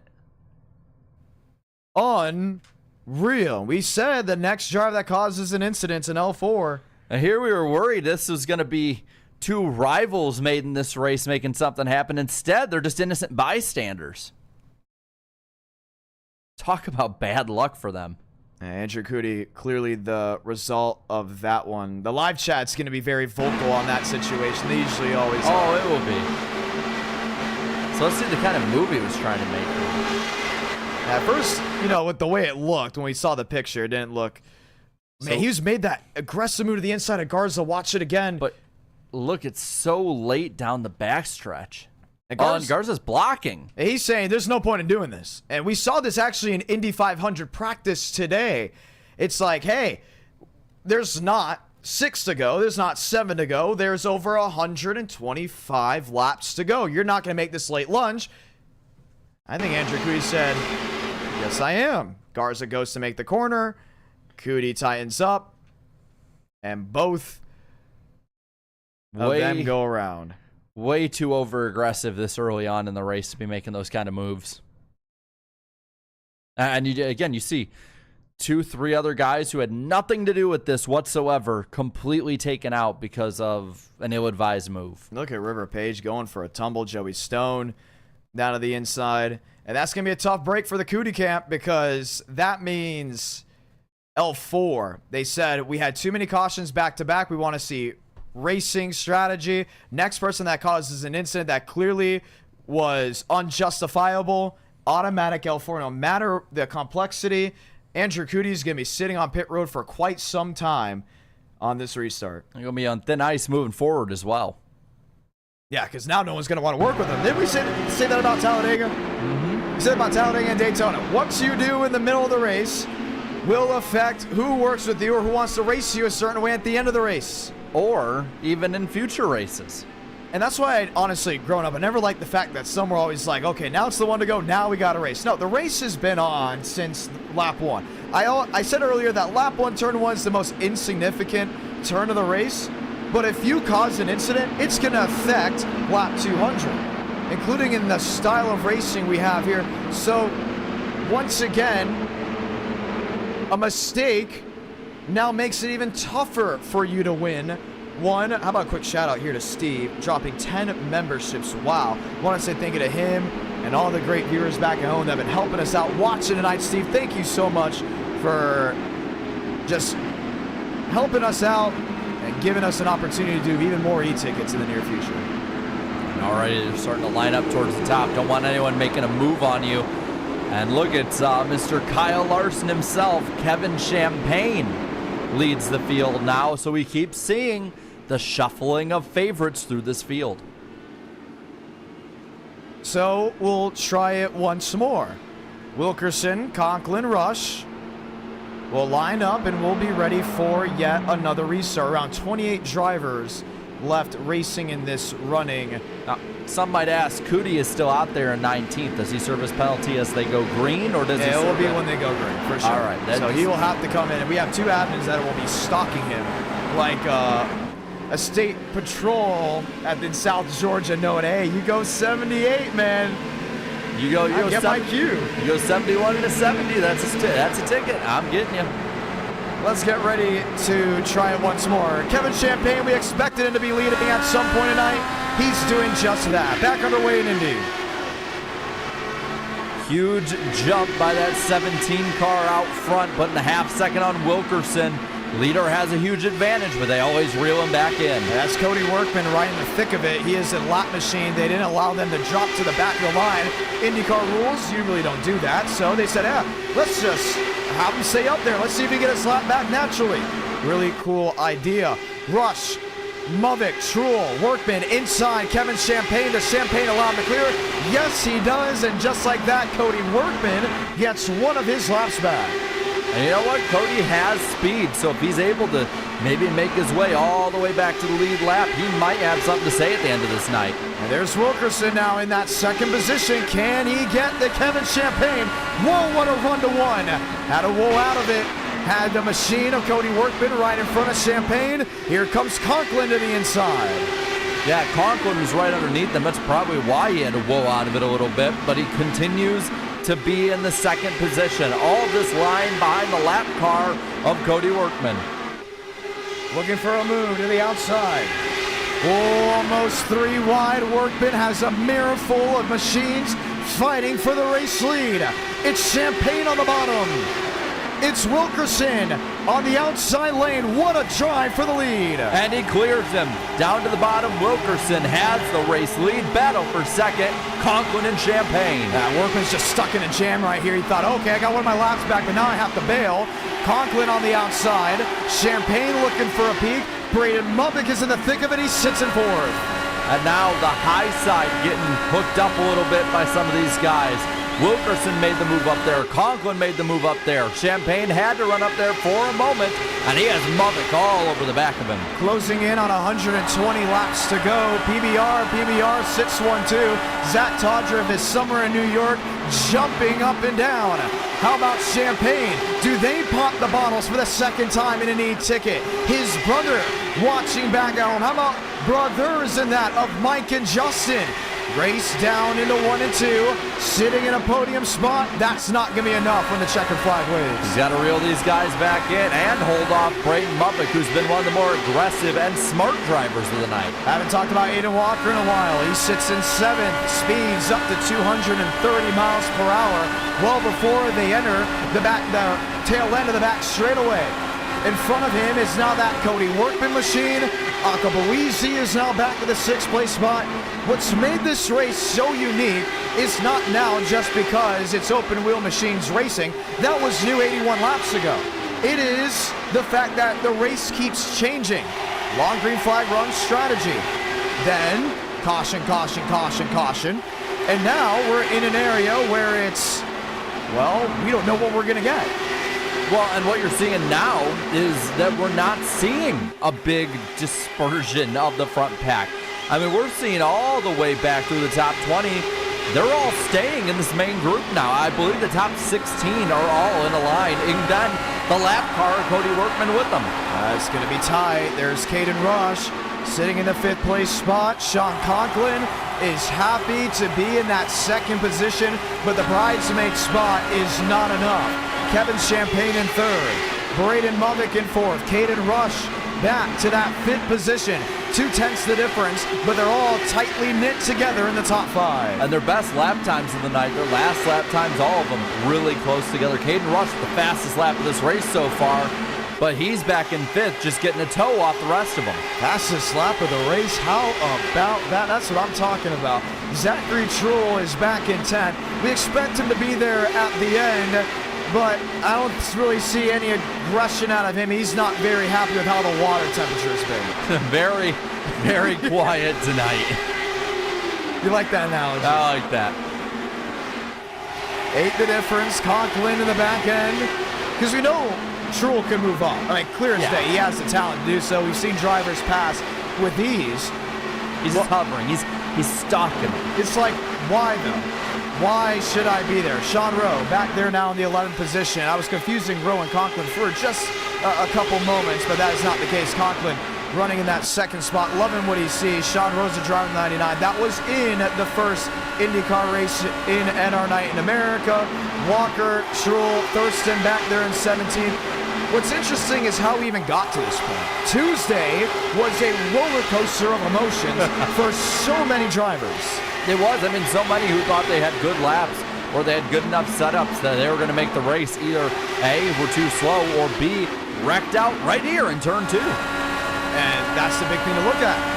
Mostello, Baker, Basin, Burns. Those are 4 names you know if you've watched NR Night just for e-tickets alone, let alone being a hardcore viewer.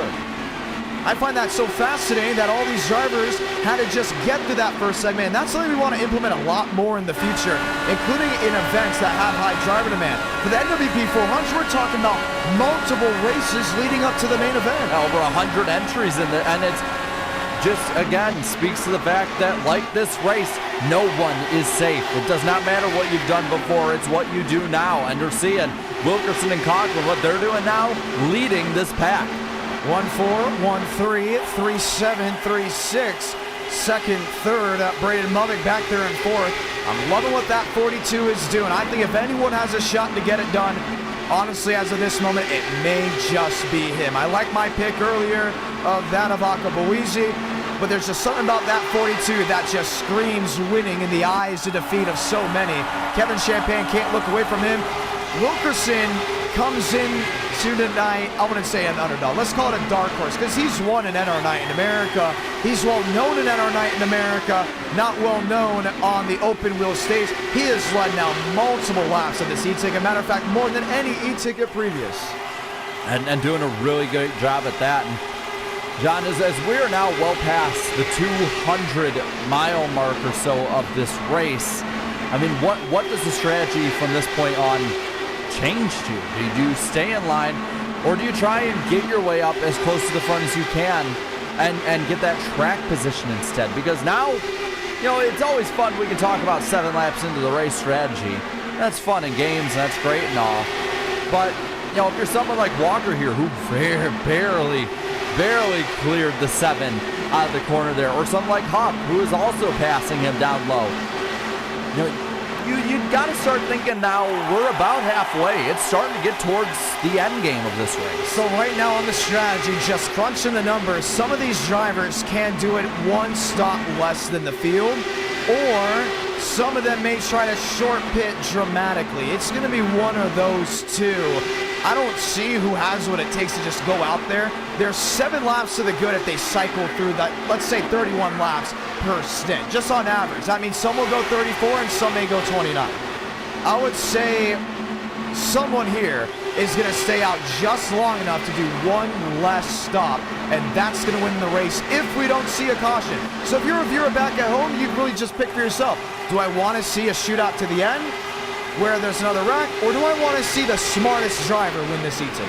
I kind of want to see the smartest one win because just how unpredictable it could be. It could be somebody that we're not even looking at in the top 20 who could have the winning strategy of this race. How about Gavin Austin?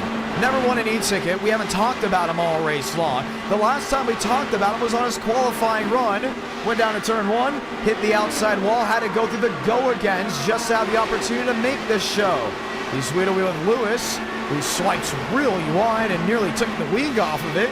But hey, here's someone that hasn't been talked about a lot. Let's continue to look around. Vincent Gucci, very rarely we talked about him. Joey Stone, he got the car fixed up. He's back in that 27th or 22nd position. He's 2 laps down, but way off the pace. Most of the drivers 22nd on back are multiple laps down and way off pace. So just keep that in mind. Yeah, so again, you're starting to you're losing a lot of those guys who might be getting in your way, and the picture now is clearing with 110 laps to go in it. Walker, Huff, Akabuizi, Donskoy, Truhl, Gross, Steinmeier, Schmidt, Lewis, Austin, Thurston. Sitting and waiting. We haven't really seen this tonight, no. Nobody has broken away. It is, I'd say, pretty much the entire pack, all pretty evenly distributed throughout this field. They're all within the draft. Now, obviously, someone in 20th or 19th isn't going to be able to go up and pass a bunch of these guys in a short amount of time, but you're at least seeing that if mistakes or wrecks or something happens, there's a lot of guys that can strike. Conklin, P2. A couple tenths down there on Wilkerson. Mavic, Rush, Walker, Huff, Akabuizi, Truhl, Donskoy. We've definitely gotten to the point of the race where it's going to be all about long-term gains. We had enough cautions to where it's taken some of the bad eggs that some would say out of the race, or the ones that just couldn't go the distance of 235 miles per hour consistently for 500 miles. So, who is in the up-hand swing? Walker, Rush. I like Rush a lot. I like Mavic a lot. I like Champagne. I worry about Conklin, and I worry about Wilkerson, just because I know how strong 3rd through 6 are with this car. They're incredibly strong, and you're seeing them now, like I said before, how they're all close together in this pack. Top 8, they have made a bit of a gap between themselves and someone like Truhl. So you're starting again to see this picture get clearer and clearer of who you got to fight in the closing stages of this event. Truhl in the 9th position. Donskoy back there in the 10th position. Lined up, nose to tail, another one that hasn't been able to break through that top 8 bubble. Truhl now just getting up to the 9th position. And behind Truex, of course, like Donskoy, Rowe, Steinmeier, you're starting to see kind of the guys who might not be stragglers, just trying to hold on. Up front, Wilkerson and Conklin 1-2 approaching lap traffic. Trevor Hoff, he's led a good amount of this race. He is now up to the 7th position. On his way around Akabuizi. I think those two have been the big clash. Let's say inter-race rivals, should we say? Because they've gone at it a couple times, whether it's for position or trying different strategies. But every time I look around, I see Hoff and Buizi either nose to tail with each other or wheel to wheel. Yeah, I mean, they've been fighting all night long. Looks like we got a lap car slow up top. They made it past him pretty well. And that top 8 just keeps pulling away little by little from 9th on back. Hasn't been able to make that big switch. Haven't really talked about William Schmidt very much today. He's had a lot of cars around near his nose. Happy just to be still racing past lap 95. We're closing to halfway, and now we have to really think about strategy. I think that's why they backed it up again. What this part of the race feels like is lap 15.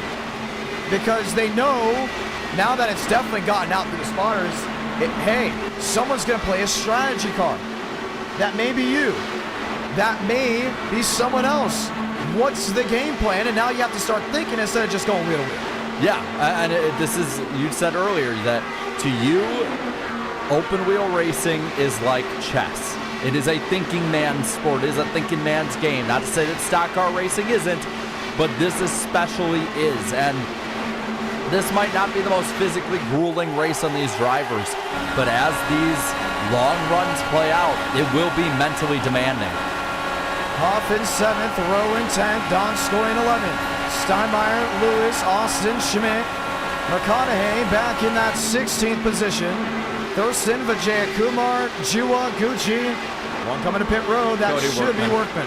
Yeah, Cody Workman down the pits, lap car, just trying to limp his way home, finish as many laps as possible. But you're seeing that it's pretty evenly dispersed through much of this pack, and we're getting real close to the cross flags. Yeah, we got a lot of cars to lap down, at least one lap down. Josh Kenyon is he's 28 laps down, back in 27. Workman is 23rd, 6 laps down. A couple of these drivers really just stuck in their own ways, but you got the big 20 here that know they can make it to the end as long as they keep the car pointing in the right direction. So I'll ask you, John, as we go through, we're having a long green run now, but that we know that can change at the end of these runs. Who is somebody you're looking at from 11th on down that is not going to factor tonight, who could very well win this thing? Oh, that for sure is Davis Lewis. We're going to actually talk about him right now. How about that number 12 based off of willpower?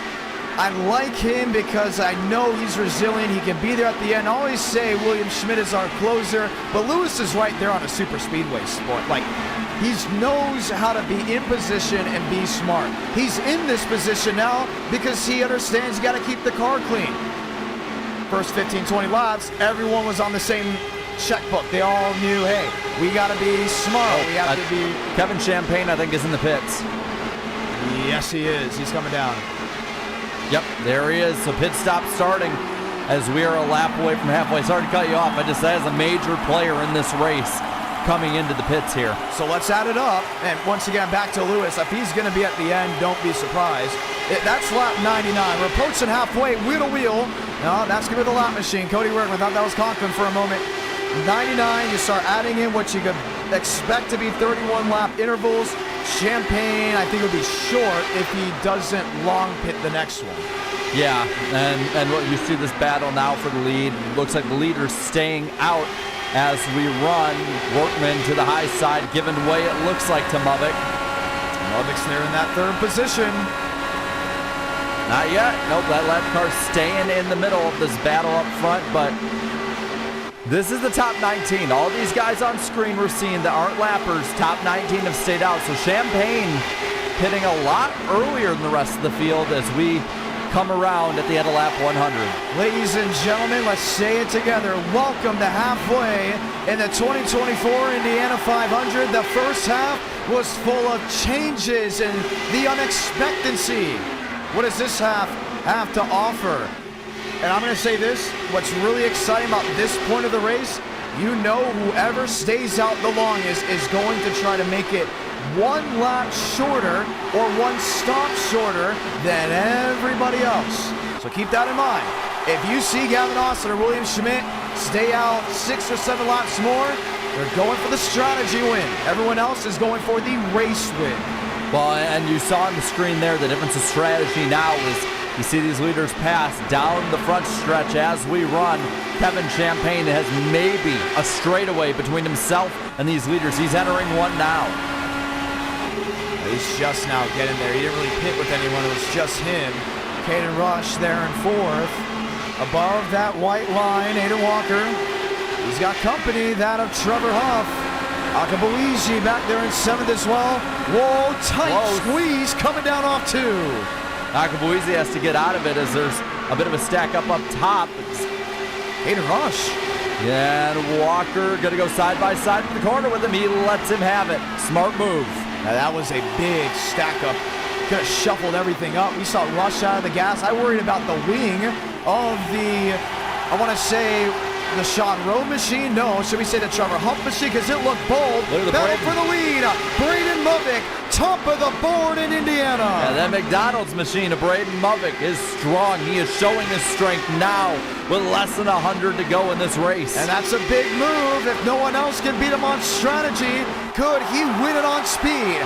In the USA 500 back in November, remember, he got out to the lead, didn't plan on looking back, only won the race in turns 3 and 4 on the white flag because of Alexander Kranke's tight move to try to make it on fuel.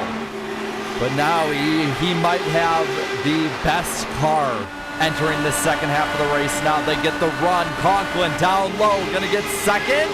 Can't get the lead just yet. But he can get one more position. That's what he wants. Wilkerson is just in daze right now. 1-2 machines now passing after leading multiple laps in this event. Cody Workman's there. He would like to get a lap back. Don't think he's going to get one just too quickly. Conklin in second. Movick the race leader. Less than 100 to go in Indy. I don't know what happened with Gucci, but he has went down to the pits and lost a lap, even though he was running pretty well in this race. So he's in the pits. Top 18 still have not went down pit road on this run. That's huge. That's bold. I'm telling you, Conklin's been quick and very masterful down to 1. He doesn't do it that time. He's going to make the move. That on Braden Movick at some point. Just right in his tire tracks, a little bit under that white line. Gets a little higher on the corner. Gets the run. Coming up behind him. Will it be enough to make the move? Gets out of it a little bit. He's going to stay behind Movick, entering 3. Look for a move. Couldn't get it done. Caden Rush in 4th. Aiden Walker back there in 5th. You got to think any moment now, some of these guys are going to duck down into the pits, and there we go. First one in, is that Wilkerson?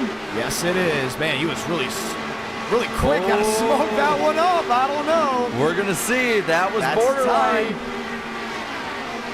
So you got to think, if Wilkerson's in, Conklin has to be in soon as well. They're on the same strategy. Right.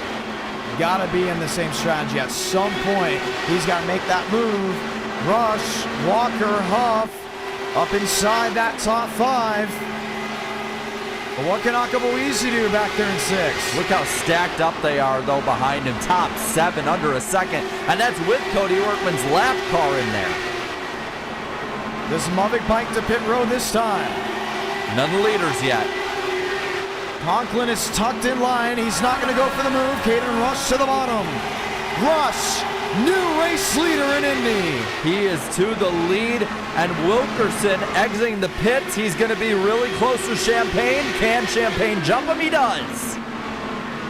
Leapfrogging left and right, passing once after another. And now again, the snake down the back stretch. Rushed low, then high. Trying to make the move again. They're all trying just to get past the lapper as well. And that's going to be Akabuizi on the high side making it pass. They're all freight training the 91. Does anyone pit this time by?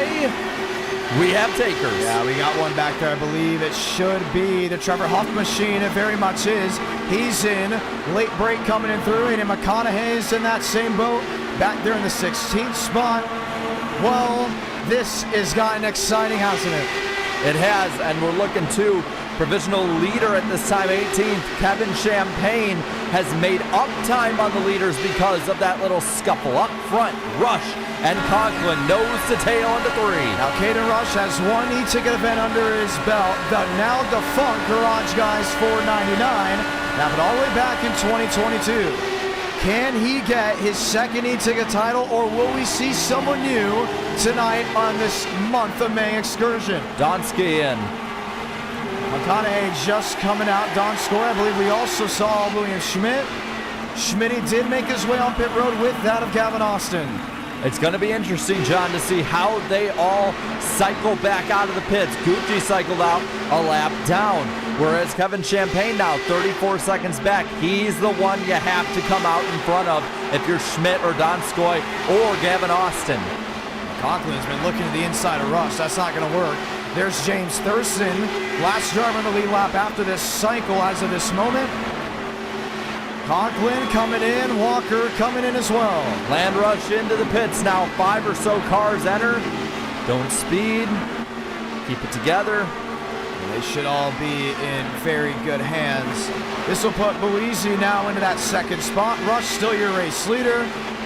And now comes the big shuffle. Who stays out the latest to make that charge, possibly for a late break move? The 2 leaders that are well out in front that have pitted are Champagne and Wilkerson. They are probably 3 seconds ahead of McConaughey. Now we'll see where Rowe, Steinmeier, and Mubik cycle out in this. Same with Walker and Conklin. So here's the big thing. For the drivers that just pit, they can make it on 3 more stops. Does anyone try to fight the 2-stop? That's going to be now the big question. I don't know if it's feasible, but you can see someone possibly try to make it work. Well, we have 89 to go, and we've seen fuel runs go 32 to 35 laps. If you can go, say, pit this time by at lap 111, you go 32 more laps, it's 143, 32 more laps, that is 175. That's 2 stops. That is true. That's very feasible at this point. Oh, this is going to be exciting. I mean, you could maybe stretch it if you pitted at lap 100 like they did before. If you do, say, 32 laps again. So maybe does someone try the 1 stop after this? It's going to be hard. No, you'd probably have to do 2 stops after this, probably around 143 and 175. But those guys that pit early, they need to stretch this run out, because if it's 32 laps of fuel run for them, they're not going to make it to the end, or it's going to be very close. Akabuizi is the last one on the racetrack.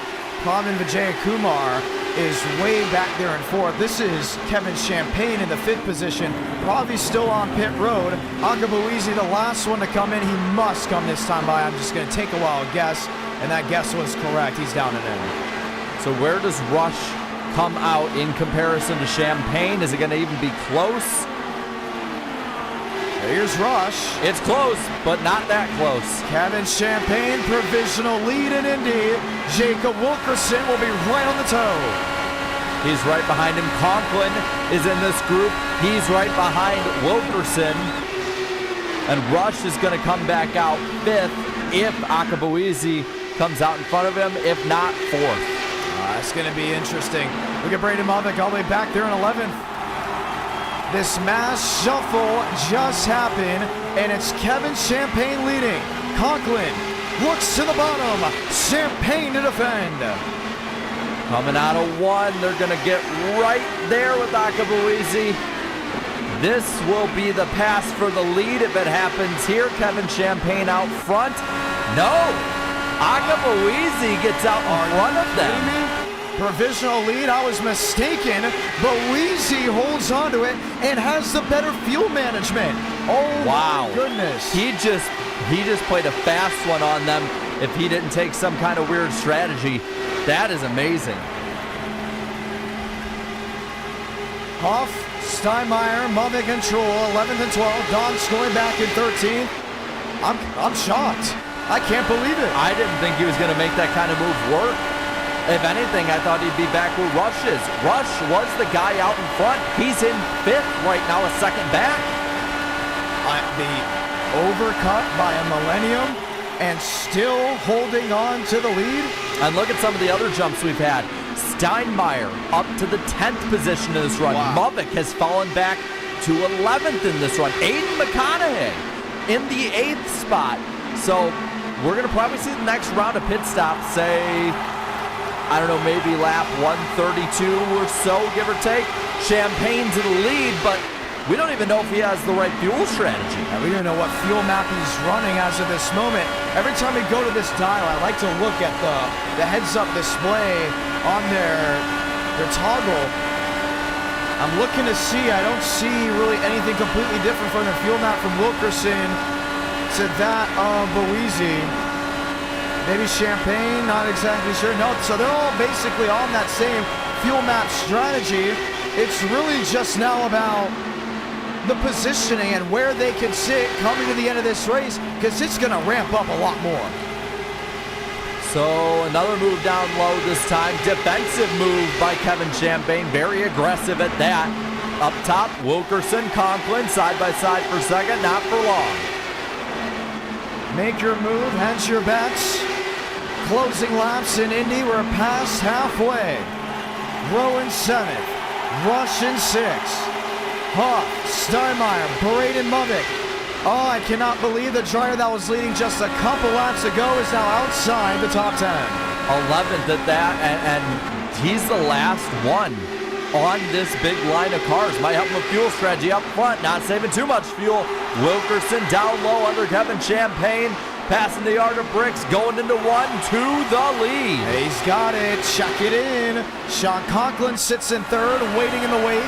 Champagne is now in 2nd, but can and will he find a way around Jacob Wilkerson? Or does he sit back and draft him, save some fuel, sit up front? He obviously was able, under that kind of strategy, to move his way up front. So if you have that in mind, why not save fuel? Stay up front, protect your position, and then when you pit, make up a bunch of time again. Well, this is something we love to watch. Because you're less than 90. You're closing in on 80 to go. Sean Conklin is not waiting. He knows he has a win for Ford in hand. He has a win to break the Chevrolet streak if he can just get up there and pass Jacob Wilkerson. If you're somebody, say, like Walker or like Mubik, somebody who was racing up front with them, with guys like Akabuizi, like Wilkerson, are you getting worried now? We have had a long green run, green flag pit stops, an entire cycle, and now you're far back. You are really far back. Even if you're right in line, it's difficult to make those passes. Do you need to make the moves now to keep up with the guys you're going to be fighting for the win with? You're right. I mean, 38 drivers started this race. We have definitely thinned out the herd nonetheless, but there's still, if you look at the left side of your screen, well over 20 are left racing. You're around 25 that's still on the track. I would say you have 20 guys that realistically now. Oh, trouble! Jarosław Donskoy hard into the inside wall down the backstretch. That most definitely will bring the caution out with just around 80 laps to go. Debris on the track. There's, wow. Oh. There's more than one car. And that will be one of the ancient world drivers, Tal Owen. Wow. And just like that, everyone is on an even playing field again. And the Russian driver that so many watching back at home and rooting for him goes for a whirl and will most likely have his opportunity at winning come to a close as a hard hit to the inside. He most likely will finish the race like so many want to do. But wow, just Not unbelievable. A factor. He won't be a factor in this thing. No. We just keep thinning it out little by little by little. And we knew it was going to happen. We knew that was going to happen, but we are very fortunate for the great racing we've had. We've had strategy tonight. We have had hard-fought racing tonight. I mean, it's been absolutely electric throughout the majority of this race.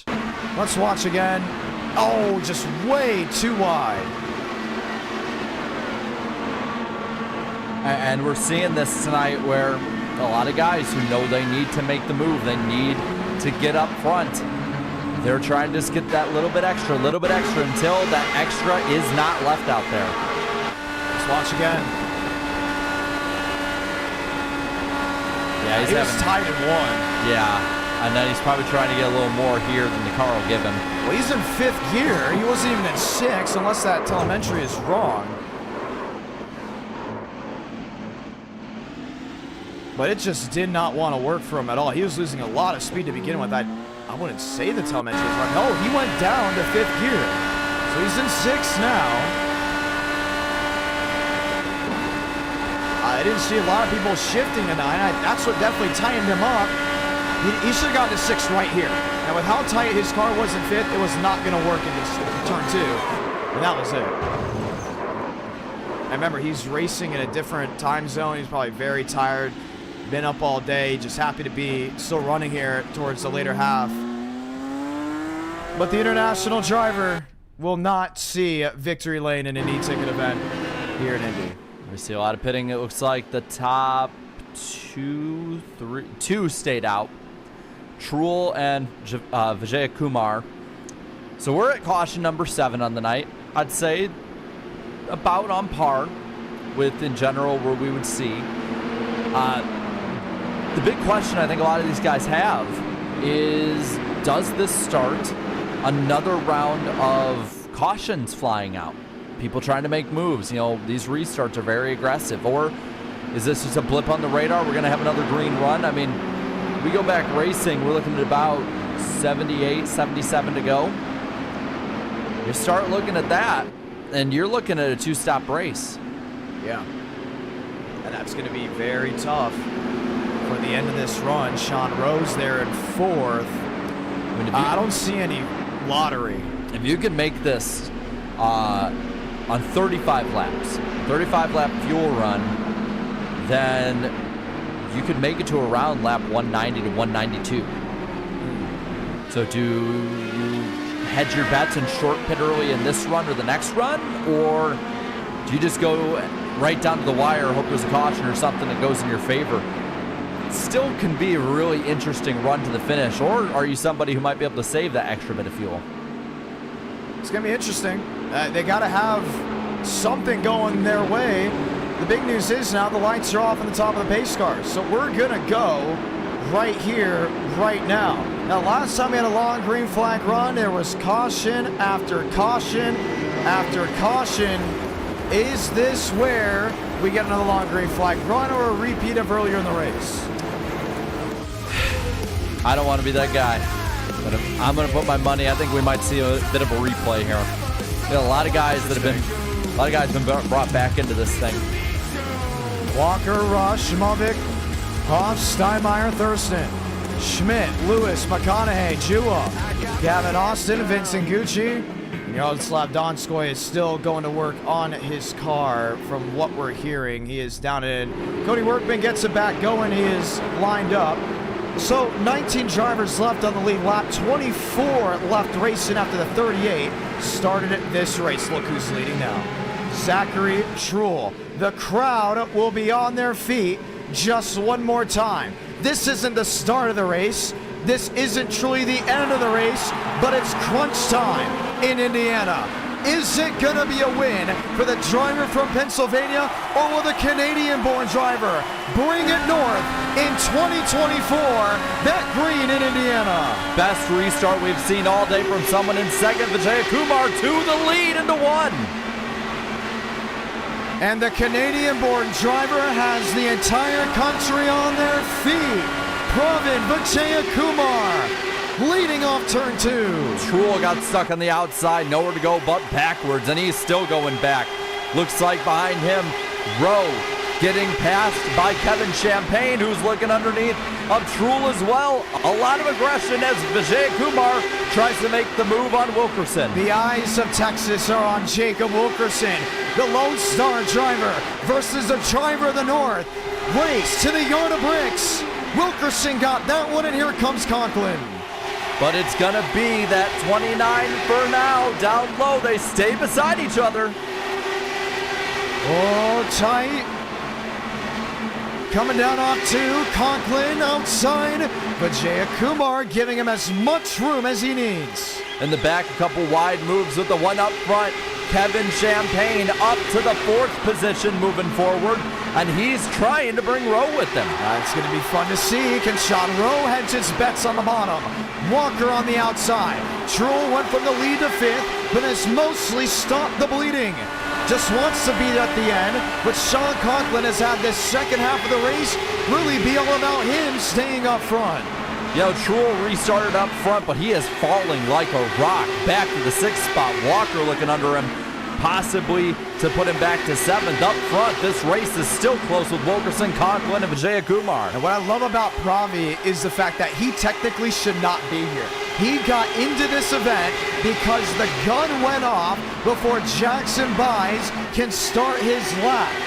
The gun for the go-agains ending the day of qualifying. He was number 38. Now he's number 1. Yeah, but not for long, because Wilkerson with a draft from Conklin gets back underneath him.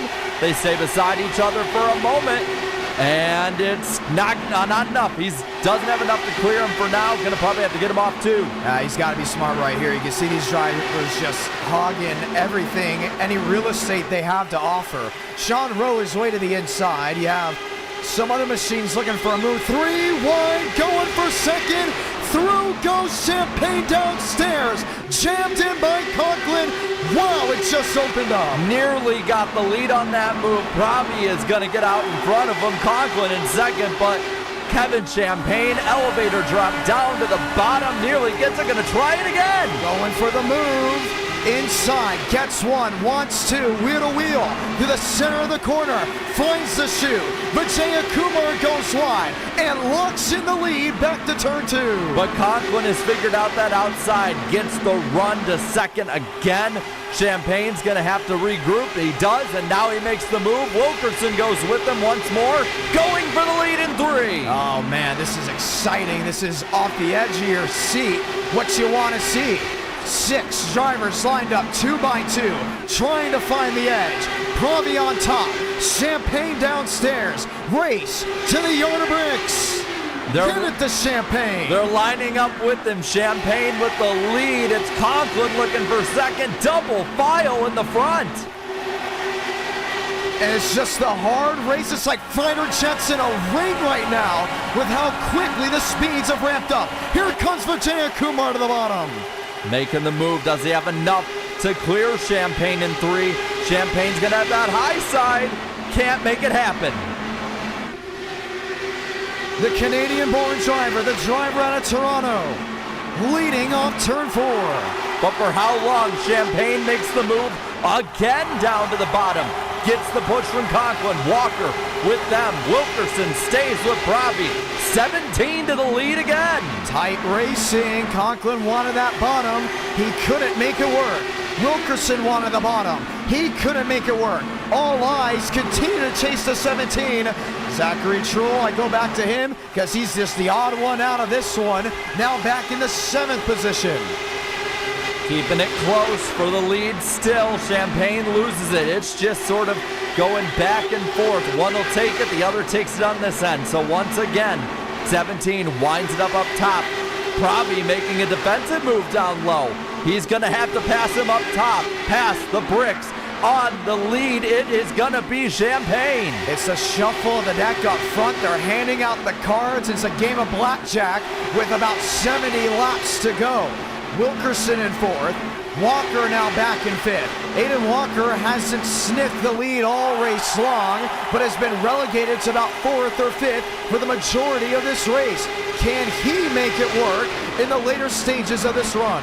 Through all that shuffling, Sean Rowe is battling for a top 5 position in this race. Truex has stayed with them back there as well. But up front again, Champagne gets in the draft, goes up high. Conklin goes with him, racing for the lead again. No one's going to make a move on these two. They're going to just pass it back and forth. Oh, he wanted to clear. Couldn't get it done. Vijay-Kumar had the nose right there. Probably thought about it again.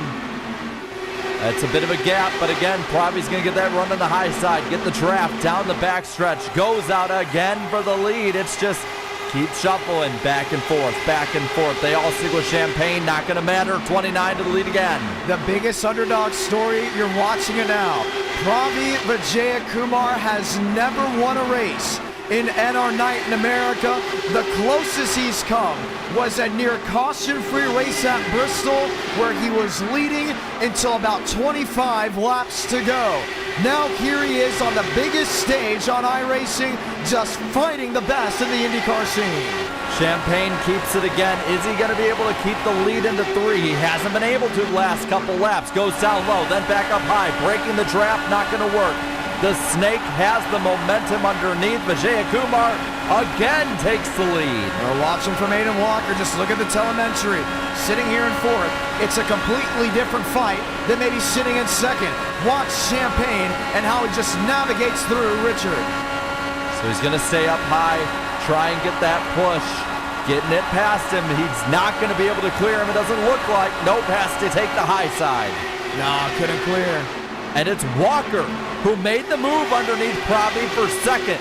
Now does Walker get the lead going down the back this time, or does Proby make the move on him? The big thing is if Walker can just hold this toe and close into Champagne, maybe Vijay Kumar can get a second swipe at these guys, but he needs Walker to go toe-to-toe and wheel-to-wheel. Only way he's going to be able to maybe make this back to a 3-wide battle. Walker taking the high side, trying to get a bit of momentum. Right behind the 17. Brings it down low. Walker going for the lead. He gets Proby. How about it? And he made it work. Takes the lead, shuffling Champagne to 3rd. That's awesome. What a move. And scoots away back to turn 2. You could just tell he was thinking 3 wide down the backstretch. Oh, yeah. Just tell he was. But now he's got to think of this pass that Champagne's going to make on him. What these guys are learning is what they can do at the end of this race. Where do you make that move for the win? Because you might be able to get them by 1, but do you get them by the yard of bricks? 2nd is Proby, gonna make a move down low again. Walker goes with Champagne. Would have been 1,000th of a second at the line there, but if it was the last lap. Oh, Conklin's got his hat in the ring now. He sits in the 3rd position. Huff is back in 5th. He's arrived on the scene. Just half a second the difference between all of these machines just clumped together up to 235 miles per hour. 3 wide again. Richard top. Conklin middle. Champagne just paints the white line back to the race lead. But now they're going to line up once more. Champagne goes a little higher on the entrance. Then off the corner, Conklin. Where does he make the move, or does he make the move? Yes, he does. No, he doesn't. Oh, man, he just bailed. Back out. Bailed on it. They thought better of it because you can see what's going on behind. And look who's rejoined the fight. Huff back to the 3rd position on the low side underneath Walker. Top 2 get a little of a gap, but just for now. This race has been something of just unpredictability. I know I say that so often, but it's on a massive scale where you could be a casual viewer of racing and watch every lap and say, it just continues to change. This is the hardest racing we've seen all night long. And it's the most passing we've seen all night long. You've seen them play the strategy game up front. Conklin going for the lead at the line. He'd have it. You're seeing this move out of 4, if you time it right, can get you the win. And that's something to remember. Very much to remember later in this race. Champagne, top side, Sean Conklin, new race leader. If you're somebody going for the win at the end of this thing, and you're seeing what Kevin Champagne has done, as Huff goes to the lead right past them both, but you're watching what Huff did there. Are you going to be able to be patient enough to get a little off the throttle, stay behind the leader, and make the pass where Conklin is probably going to try and make it this time? No, Champagne. The thing about Huff is he led so much of this race early on. You have to remember that. Was stuck about middle of the field halfway through. He's back to where he wants to be. Wow. Gotta take a breath. Oh, Aiden Walker, tight moment off turn 2. That with Jacob Wilkerson. And look who's recovered back into the top 5. That's Zachary Truel in the 30, back up to 5th position over Walker. Up front, Huff, Champagne, Conklin, your top 3. If you're new and you always wondered, what's the excitement level? What is the big talk of e-ticket events? You're watching it now.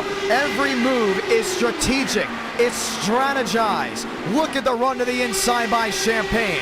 Bold, aggressive, and has to just stick with it to the middle of the corner and hope it doesn't spin like a top. And no one has made a mistake yet, knock on wood. Champagne with about 2/10 over Huff. That's going to evaporate past the backstretch. Looking low, it's going to be Huff.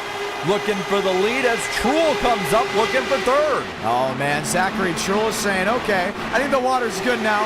Let's race. Let's gut it on. Back in the 4th position. And he said he was back to what? At 1.25th. Let's actually get a full rundown of it. Lowest 26. He has been all over the place. Oh, we got someone in the wall. Looked like Huff got a little contact in the outside wall. He's back to third. Looks to be okay, though. Look at that. Led 25 of the 140 laps. Kevin Champagne has led 13 of that.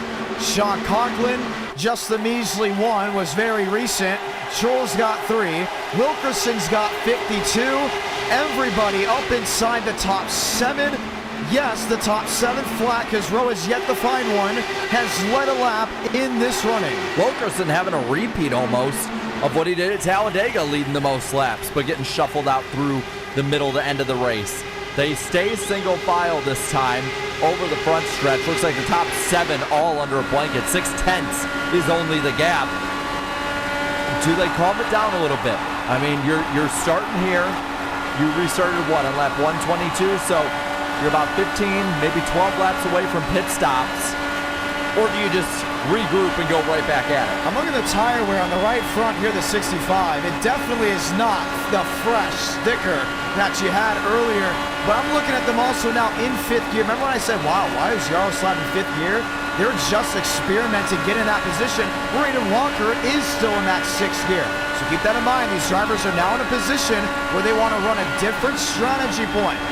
Huff, 5th, backs it off. He's very comfortable there. You know why? He's saving. He is saving fuel. That's why he's in that 5th position. He knows there's a good chance they're going to run all the way to the end. Yaroslav is trying to do just that. The first time he did it, he put it in the outside wall. So what that situation is, if you haven't ran 5th all race long, get ready because it's going to be very tough to run with. How about Braden Muddick back here? Has he been doing 5th? No, he's in 6th. But Russ is in 5th as well. Okay. At least 2 of this top 10 are thinking long term, while everyone else is going pass after pass after pass.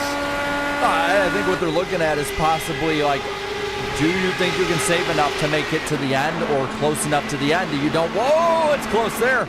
Might have been close to being out of the race on Pravi's side, but loses 2 spots. But I think you're seeing the different mentalities of these drivers. Some of them have just accepted, we're just going to go for broke through these runs. Others have said, well, maybe if we had a lap here or another lap here, well, we might be able to make it kind of in our window by the end. Champagne, Conklin, Huff, and Truhl. Walker, Wilkerson, Vijaya Kumar, Sean Rowe has been able to fight the good fight up to this portion of the race. Conklin's to the gearbox. There is Champagne. Hasn't made the lunge. Won't make the lunge. You know why? He has no intention of passing him.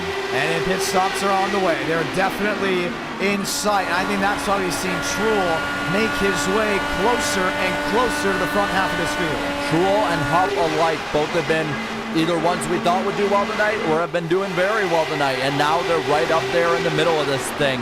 Top 5. They're in the fast 4 with less than 60 to go. Coming to 55 laps left in this race. What's it gonna be? Is it gonna be a second e-ticket for Kevin Champagne? A first e-ticket for Zachary Truhl? A first e-ticket for not just Vijaya Kumar, but for that of the North? Can Canada get there first? Jacob Wilkerson, he's been itching and watching and waiting for something to strike. The iconic 43. Will it find victory lane in Indy? Well, and to point out 2 guys that have been real contenders in this race that are kind of out to lunch at this point in this juncture. Akabuezi in the 11th spot. He was going up for the lead, now nowhere to be found. And then on top of that, Drew Jua in the early part of this race in middle, we thought he was somebody who really could be going after a win, maybe off strategy, but then later on speed. He's back in 16th, has not been able to make his way forward. Watch Sean Conklin here. That speed to close in. Now, usually it's almost like in chess when you take out someone's pawn, they're going after your pawn, and then you're going after the knight. Maybe the queen steps in. Oh, he got on the bottom a little bit there. And that's what we're talking about. Well, either one mistake opens the door up for a pass, and when a pass happens, it turns into 2, 3, 4, 5, 6. But Jay Kumar to pit road. Oh, he thought about it. He made a late move. He's in. Way in indeed. Did he get into a stall? Yes, he did. Oh, that's the unfortunate part. He's the first stall. I wouldn't want to be the first stall here. Yeah, awkward angle. That's gonna be a killer. It's probably what's been hurting him on these green flag runs. Conklin is there, but he knows he has to pit soon. Doesn't want to go for the lunge when he knows he can probably make the time up on pit road. That is his second last pit stop of the day. Even if he goes 32 laps, all he has to do is pit with 23 to go, or short pit even at that, just to have a 32 lap run. So these next stops for all these guys were in the window to make it on 2 more stops easily in this thing. Now, who have we not been seeing move around a lot? We haven't seen Thurston move around a lot. We haven't seen Akabuizi, Movic. I think that's by design. There's a big reason why these drivers aren't inching closer and closer and closer, because they're thinking strategy. James Thurston's never won an e-ticket. This is honestly one of his best opportunities to get it done. It very much is. I mean, in the 11th spot, though, you've got to make up a lot of time into the pits. If you're somebody who's at the front end of pit road towards turn 4, you're going to be in trouble. Schroll's coming in. Can't lock it up. Backs it down. Clean green. So we saw this before, a slow trickle to get in the pits. One will come 1 lap, then another lap, then maybe 1 or 2 more, and then we just see the land rush in the middle of the run. That's really what we're going to be looking for here. Who is going to really start off that land rush? And by the way, Vijay Kumar, unlike Kevin Champagne, did not make it too far out ahead of the pack. He got the wall. Sean Conklin just got up into the outside wall. But Pravi on this one, he has been caught by this group. He's in their draft now, which is going to slow him down to the rest, more speed the rest of them up to him. Bad timing for this kind of pit stop and this kind of move to happen for him. I worry about Conklin's right rear, because even if he gets the pit road, they're going to at least look at it. And that's something you don't want, including coming to 50 laps to go. A small mistake like that can make a big difference in the entire complexity of a run. And there's Vijay Kumar going 1 lap down. Huff, Walker, Wilkerson, Caden Rush. There's Akabuizi. He's led so much of this race, at least in the early portions. He led 14 early and then dropped back to second on a strategy move, but he has not left that top 8. None of the leaders pit yet. Movic is all the way back in 17th, coming out of the pits now, as is Schmidt. Those two far behind. The leaders are probably going to get passed here by Pravi, or at least be in that group. This racetrack has gone so much quicker as time's gone on. It's really allowed these drivers that are just pitting as scattered machines to now drop back, which is interesting because before they were pitting and they were coming out fine because everyone was struggling for grip. Now here we go. Conklin. Oh, that's fast. Champagne did too. I don't think that's the entry they wanted. Someone to watch here, John. 2 seconds ahead of Movic, and really has pulled himself away from the main group of guys pitting is Truex. There he is. There's Movic now. Towards the back half, we got William Schmidt, our closer, in 18th. Vijay Kumar back there in 19th, all being chased now by that of Trevor Huff. Huff, the leader of this race, over Walker, Wilkerson, Rowe, and Rush, your top 5. 49, 48 laps to go in Indianapolis. Trevor Huff has led so much of this race. Matter of fact, 26 to be exact. I say so much and it looks so little, but that's because we've had so many different leaders. At one point he dominated. Whoa. Another car on the wall. I think that may have been Sean Rowe. Yes, it was. Rowe in the 4. And same thing with Conklin. They're going to have to check that right front just to make sure. Kevin Champagne and Sean Conklin both have cycled out as the two provisional leaders of this race. 34, almost 35 seconds back, but they're a second ahead of Truex, who leapfrogged a lot of the guys that he was racing behind. Yeah, this race goes green. It may come down to these two. Ford versus Chevrolet at Indy. Ford hasn't won an e-ticket in oh so long. If I'm not mistaken, their last e-ticket win was with Caden Rush all the way back in 22. But John, if there's any week for Ford to get a win in any series, it's been proven it's this week. Brad Keselowski started it. Could we have another Ford win tonight? It's very likely. And when they told me Ford would enter Indy, I said, I thought we were only doing Chevy and Honda.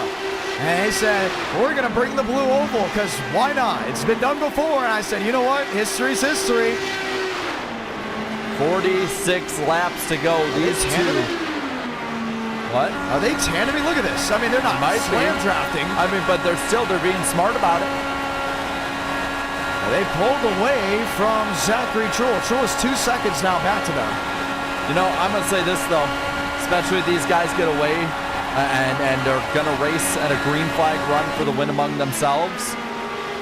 If I'm one of those leaders, I want to be second. I want to be second at the white flag right behind the leader. But with 46 to go, I mean, we are very closely closing in on 35 laps, the edge of the fuel window. And I don't think they can make it, but what it offers is probably a much shorter pit stop when they do pit. Huff is in. Walker will take the race lead. Caden Rush trying to make something work there. We're looking back on pit road. Who else is in? Drew Jua. Oh, man, he may have had an incident. No, he's not. Just coming in for a stop. Oh, he's in there for a while. So he may have been caught for something that we didn't catch on camera. Aiden Walker, race leader. But Rush is going down low, going to make the move with a push from Akaboese. Boese to second. Walker to third. Rowe back in that fourth position. Max Steinmeier in fifth. Now here they come. Back to pit road. Much more, I think, conservative entry on these guys' case than a lot of the ones we've seen tonight. That might be where guys like Sean Conklin and Kevin Champagne have made up a lot of their time on entry. They're very aggressive. Drew Jewis 2 laps down. He was caught with something out of the ordinary. Back up front, Akaboese, top of the board, Rush to the inside, fight for the lead. Looking at these top three of Rush and Akaboese and Steinmeier, these three are the only ones on the lead lap that have stayed out. These are the stragglers, the ones that might be able to make it on one stop and 8 laps. Rush to pit road. Steinmeier made up that deficit to pit road. He was given a penalty early on. He's down and in. So there's basically 43 to go when they pit. So they'd be 8 laps short on this race if they make it 35 laps. 8 Someone's laps. going to go for it. Look who's going for it now. But even that, okay, so 7 laps short, give or take. But think of how much shorter that stop has to be. That is true. Just quick gas and go, get out, and hope that those old tires can hold you up just enough to stay ahead of the rest of the pack. I'm hoping we go green because that's going to be the big strategy. Pass for provisional lead. Conklin ahead of Kevin Champagne now. Gets out in front. Now, Akaboese, last time he did this, he did leapfrog the 2 drivers that were on provisional point. Well, they're fighting once more. They're going to slow each other down. Champagne making it past Conklin, entering the corner, and look who's right with them. Braden Mubbock up to provisional 3rd on the racetrack. This is unbelievable stuff. 42 to go. Conklin inside. Champagne outside. Oh, Mubbock 3 wide, down to the bottom, he takes the lead. But can he hold it? No, he can't. Conklin made the drive-off one. There's so much more aggressive on these fresh tires. Boese back to 8th. Conklin to the race lead. Mubbock to the inside. Looks for the lunge. Champagne, limbo to 3. Do they make it stick? They do. Still beside each other. Mubik with the advantage, entering the turn 4 side of the racetrack. He's got it. Braden Mubik, new race leader once again from Indianapolis. And he's going to keep it in 1. Sean Conklin in 2nd. Champagne, Truhl, and Huff, your top 5. Schmidt back there in 6th. Louise back there in 9th. Wilkerson back in 7th. Conklin is there. He's fighting towards the gearbox. He's made the lunge before, but Mubik's not up against that wall. He's in a defensive maneuver. And this is the part of the race you've got to just fight for every inch. If you're able to get ahead of them, have your competition maybe make a mistake, this is the time to do it because you don't have hundreds of miles to make it up. Down to the front stretch, 40 laps to go. Truhl in 4th, Huff in 5th. Schmidt back to 6th, Thurston in 8th. Akabuizi in 9th. Isn't Schmidt the closer? He's the closer. And look, he's coming up the ranks real quick. 1 e-ticket win. The 2022 Ford EcoBoost 400. No, should we say just the Ford 400 at the Homestead Miami Speedway. Can he make it number 2? But the clock is ticking. They got to catch up with this front fast 5. They are pulling away slowly from the rest of the pack. They have to line up behind them, catch up, and get into this fight. Watching on with Truhl, back and forth. Knowing he has the shot, he has the opportunity, has Champagne in front of him. Conklin and Mubik. These two have fought it out multiple times. We're at the point of the race where we can talk about the end because we're here and it's gonna go by quick. 5 laps to go. There's no guarantee at a restart unless it's a quick cleanup. 4 to go. You may get a 1-lap shootout. And John, we are 3 laps away now from if you pit, you can make it to the end. That's something you got to keep in mind because if you short pit and there's a caution, you could leapfrog the entire field if and only if you stay on the lead lap. So probably the top 10 to 12 would be the ones who would be able to do that if they elect to do so. The short pitting or the long pitting? That's the big question down in the chat below. Which one do you want to do? Do you want to stay out and possibly stretch it, which I don't think is possible? Or do you short pit and just wait it out? You know what, John? This is an e-ticket. And a lot of these guys, yes, are e-ticket regulars, but a lot of them are those merchants for IndyCar. Go for it. If you can't get through them on your own, don't wait till 8 to go to hope you can make it all work out. Go for it now. What do you have to lose if you're running back outside or at the end of the top 10? You are close enough now, you won't fall a lap down. You might be able to gap the field. You got two, I'd say 5 or 6 laps to choose what you want to do. The rest of the run, you're just shaving away the gains you can get from short pitting. It's going to be interesting to see. Braden Mubik, he's been in this position multiple times. Conklin's been in this position now what feels like most of this race. Champagne sitting in 3rd. Truhl sitting in 4th. If I'm James Thurston, I have not been able to crack the top 10 at all the entire run. You got to make the move. You got to do something different than the rest of these guys. If they short pit, take it long. Go for it. If they go long, short pit. You can't just sit in 11th or 12th where he's at now and just do the same thing. You're not going to win. There's just no way you are. Doesn't matter how good of a strategy you have when it comes to entering the pits or anything like that. Up front, Mubik and Conklin have put about 4/10 between themselves and Kevin Champagne. Not going to matter too long. He's going to stay with them. Yeah, it's going to be tough to see. Lewis back in 15th. Steinmeier back in 14th. There's James Thurston in 12th. Hasn't really been able to make a lunge at anybody. It's go time if you want short pit. I just don't see anyone doing it. Well, you can't do it yet. You can't make it to the end with 36 to go. You got to wait another lap or so. 35 is really pushing it, but 34 on, that's the open window, open season at that point. The race to the checkered flag could determine, or could be determined by what happens here. Here's Huff in 4th, and the next 2 laps is going to be all eyes and ears. Who's going to make what move? Because I believe once you get 30 to go, they're all on one objective. Either they plan on pitting, or they plan on going the distance. If you're somebody, I'd say in the back, if you're basically Gucci on back, go long.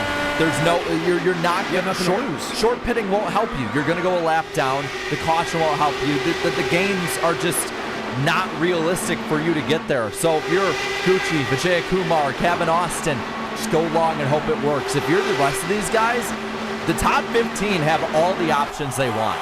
34 laps to go in Indianapolis. 34 laps to go in the 22nd e-ticket event. Windows open. And now what do you do? We got to see. There's someone that's gonna.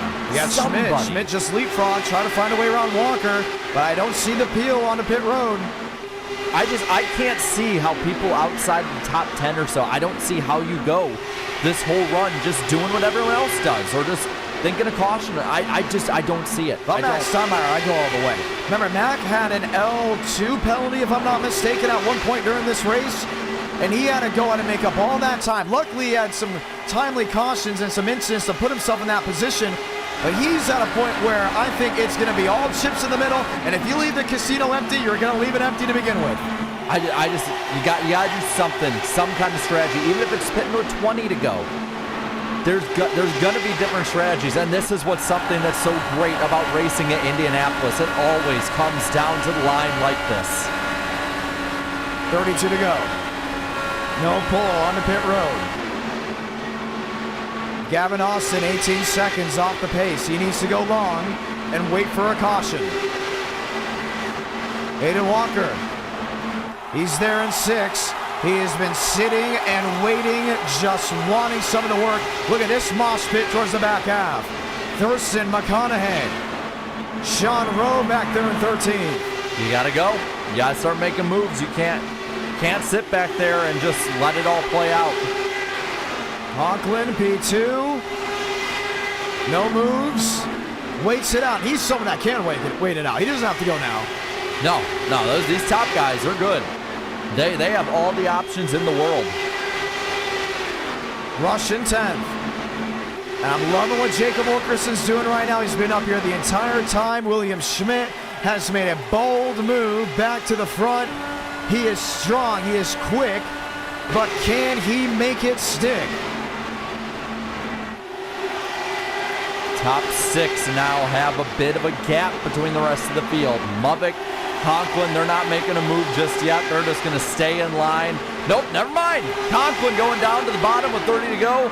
Thinks better of it. Now Mubbock went to block. He just went half a click low to keep that 32 at bay. Champagne right there in third. Every time they come down off turn 4, my eyes peel to the right of the screen just to see if I will see a small dot make the lunge in. But everyone's going to go for the same strategy here. What it looks like is going to be a short pit, but not by a country mile. They're going to wait it out. You know, I think what Conklin was doing there as well is seeing if Mubbock was sleeping. Just seeing if he'd fall asleep on him and let his guard down just enough. Not going to happen. I thought about it again. He showed his cards off 4. The big thing is you want to get the most out of these tires before you come in. Pass for the 4th position, at least attempted. Truel and Huff, not going to happen this time. Huff able to hold him off, but you're starting to see a little bit of antsiness out of these guys. Yeah, they're tired of waiting around. They know this is an opportunity at the big show. There's William Schmidt, Jacob Wilkerson back there in the 8th position. Akabuizi is back there in 9th. He's had a great strategy run. Some are thinking just either get to the end or use the most out of these tires to come to pit road. It's going to be one of the two. I'm looking on our data tracker here. Here they come. Yep. Hoff is in. Walker is in. Wilkerson is in. Thurston, company, as well as Sean Rowe and Jacob. No, Sean Rowe there and Max Steinmeier. Now, does this force those leaders to pit? Because those guys from about 10th on down now, they might have to force the hand of these leaders. You know somebody's going to try and make it work all the way. Look at this on pit road. The nose completely off of Pravi Vijayakumar's machine. He wrecked on his own, out of harm's way of everyone. They did not throw the yellow for it. Pravi looks to be out of the Indiana 500. He would like to finish, so he's going to find a new cone to put on it, but the win will not head north in 2024. No, it will not. But up front, Braden Mubbock, Sean Conklin, they lead the way. Top 7 or so away from the pack. Top 4, completely in their own zip code. Mavic leads, Conklin second, Champagne, Truel, Nakamoeasy is back there in fifth. You sit, you wait, you wonder, what's it gonna be? Well, Huff's the man of the guys that pitted. McConaughey looks like he's in the pit, same with Gavin Austin. Well, Austin, I think, is actually just really far behind. But right now, there's another peeling off. I believe it's Zachary Truel. Truel is in. Comes in by himself. It's money stop time. Cannot make a mistake. Huff is the one to watch. He would be the provisional leader if the caution came out and everybody had to pit. Big opportunity. Everything presenting itself. Kevin Champagne looking for a move down low. I believe that's a lap car of Thurston that he's trying to pass. And what a night we have had. And just before we even get to the end, thank you to the viewers watching back at home. This has been a spectacle that so many have enjoyed. Thanking everyone that's dropped a like on the stream, everyone that is just glued to their screens, because I can already tell, you can feel it. This is going to be a fight for the finish. It's ramping up, 25 laps left in this race. Sun setting in Indy. And the big dogs have come to play. What strategy call is going to win them at the end? Huff at this time has 2 seconds on Walker and Wilkerson, who are battling behind him. Huff is the one you got to watch. 33 seconds back, 34 back. Braden Mother. Fast entry. Is followed by someone. That would be William Schmidt. Both are in. Sean Conklin leads in Indiana. And now it's just 5 that stay out there. 5 who are hoping for a caution, something, anything to help their strategy go out to the end, or they might think they can finish this thing off. 24 to go. Now what you got to watch is where Muppet comes out in comparison to Huff in the 65. Now here's Huff right here. He's just crossing down to the start-finish line. Braden Mother is coming out. He's got to go. Here comes Huff now. On the outside, Mother goes wide, gets the yard, down into turn 2. He's going to get past. Trevor Huff, provisional race leader in Indiana. And here comes Wilkerson behind him. They're all coming together in the slinky again. Oh, this is going to be a... Wilkerson makes the move under Muddick. He's going to go to provisional second. And that's big. Where you slot is going to be very tough for you to finish well. This all happening about 37 seconds behind the leaders, who you'll see coming to pit road behind them. Champagne is in. Conklin is in as well, smoking up the right front. That's exactly right. He comes in so hard that he's making up just that little bit. Wouldn't be surprised if he makes it work. Nakamoeasy is staying out with 22 to go. At this point, this might be the strategy that you got of that top 3. You're already so far back. You were so far back in this. What about Caden Rush? He was back too. He was in 10th or 11th. Rush is second. Davis Lewis is third. Conklin is in. Champagne will win the race off pit road. Here comes Jacob Wilkerson, provisional race leader. Braden Mubbick making it past him though now. Gonna go into turn 1. Has the position. Where they come out? Wow. Kevin Champagne yards them. I cannot believe that. Conklin as well in second. And these guys now, you got to get that draft. If you can't get the draft now and they run away from you, it could be game over. Show me the money. Kevin Champagne is just lights out in Indy. He's been doing it all night. Sean Conklin coming behind him. Does he stay behind and draft or go for the lead? It's dogfighting time. I would not stay right here. Oh, I don't know. Thinking, maybe they're drafting. Draft to stay ahead. You have 2 seconds on Wilkerson, and they are all battling each other behind as well. I think at that point, these two need to stay in formation until they can just battle it between themselves. Here's Boise. Here's Caden Rush, Davis Lewis. They have James Thurston jammed in between them. Boise, the race leader. Gavin Austin. Kevin Champagne. Champagne with Conklin. So it says 5th and 6th on track. They are really 1st and 2nd when all things cycle out, unless these guys who are going long just have a really, really short pit stop and just try to hold them off on old tires. Wilkerson inside, Braden Movick. Does it work to one? It doesn't. John, they're making up a little time. They are. It's 2.3 seconds now between Conklin and Movick. 19, less than 19 to go, actually. I think right now they're just thinking, let's get them, let's try to make it work. Wilkerson, never mind. They keep making moves on each other. They're not working together. Jacob Wilkerson, you leader in Indiana. No, shall we say in this pack. He's back in 7th. Provisional lead still Kevin Champagne. In the pits, we have Lewis. Gavin Austin staying on track for now. Here's Caden Rush. Now with Akabuizi. I think they're going to try to go to the end. I don't see them coming to pit road. Well, and even if they can't make it, if a caution comes out, they're 14th instead of 18th. They've made up time. They will have fresh tires. And again, if they're able to pit, 34 seconds is the gap right now to Kevin Champagne.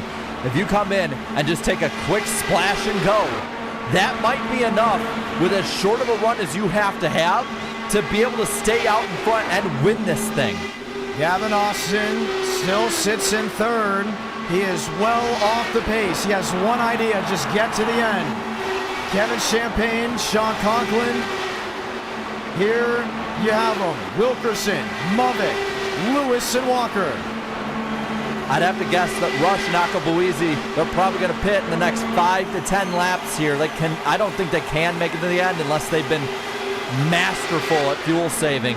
Movick makes his way past Wilkerson now, continuing to fight.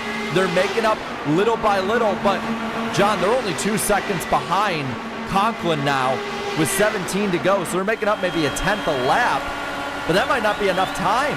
I'm not sure, but Buiesi and Rush have been fighting for that of the race lead. Rush to the bottom, Buiesi to the outside. I know this isn't for provisional, but I'm telling you, I think they want to go all the way through. If it gets to 12 to go, they have one goal. Wait it out, and this will be the fight for the win. Well, even if they're saving, they're making up time on Conklin, who is now went side by side with Champagne for provisional lead. Fights all over the racetrack. Gavin Austin is in. Kevin Champagne, Sean Conklin. Caden Rush is looking for a second e-ticket title. Up front, the battle for the provisional lead. Behind, the battle for provisional 3rd. Behind that, the battle for the lead. Rush versus Akabuizi. He's going to get it in 1. Akabuizi tries to get it back on the high side. Can't make it happen. He's going to have to regroup. Less than 15 laps to go. Akabuizi has never won an e-ticket, but they call him the IndyCar Merchant. Can he strike gold in the month of May? Here's Kevin Champagne. Here's Sean Conklin. Movick, Wilkerson. Do they get a yellow, or do they have the top 2 run out of gas?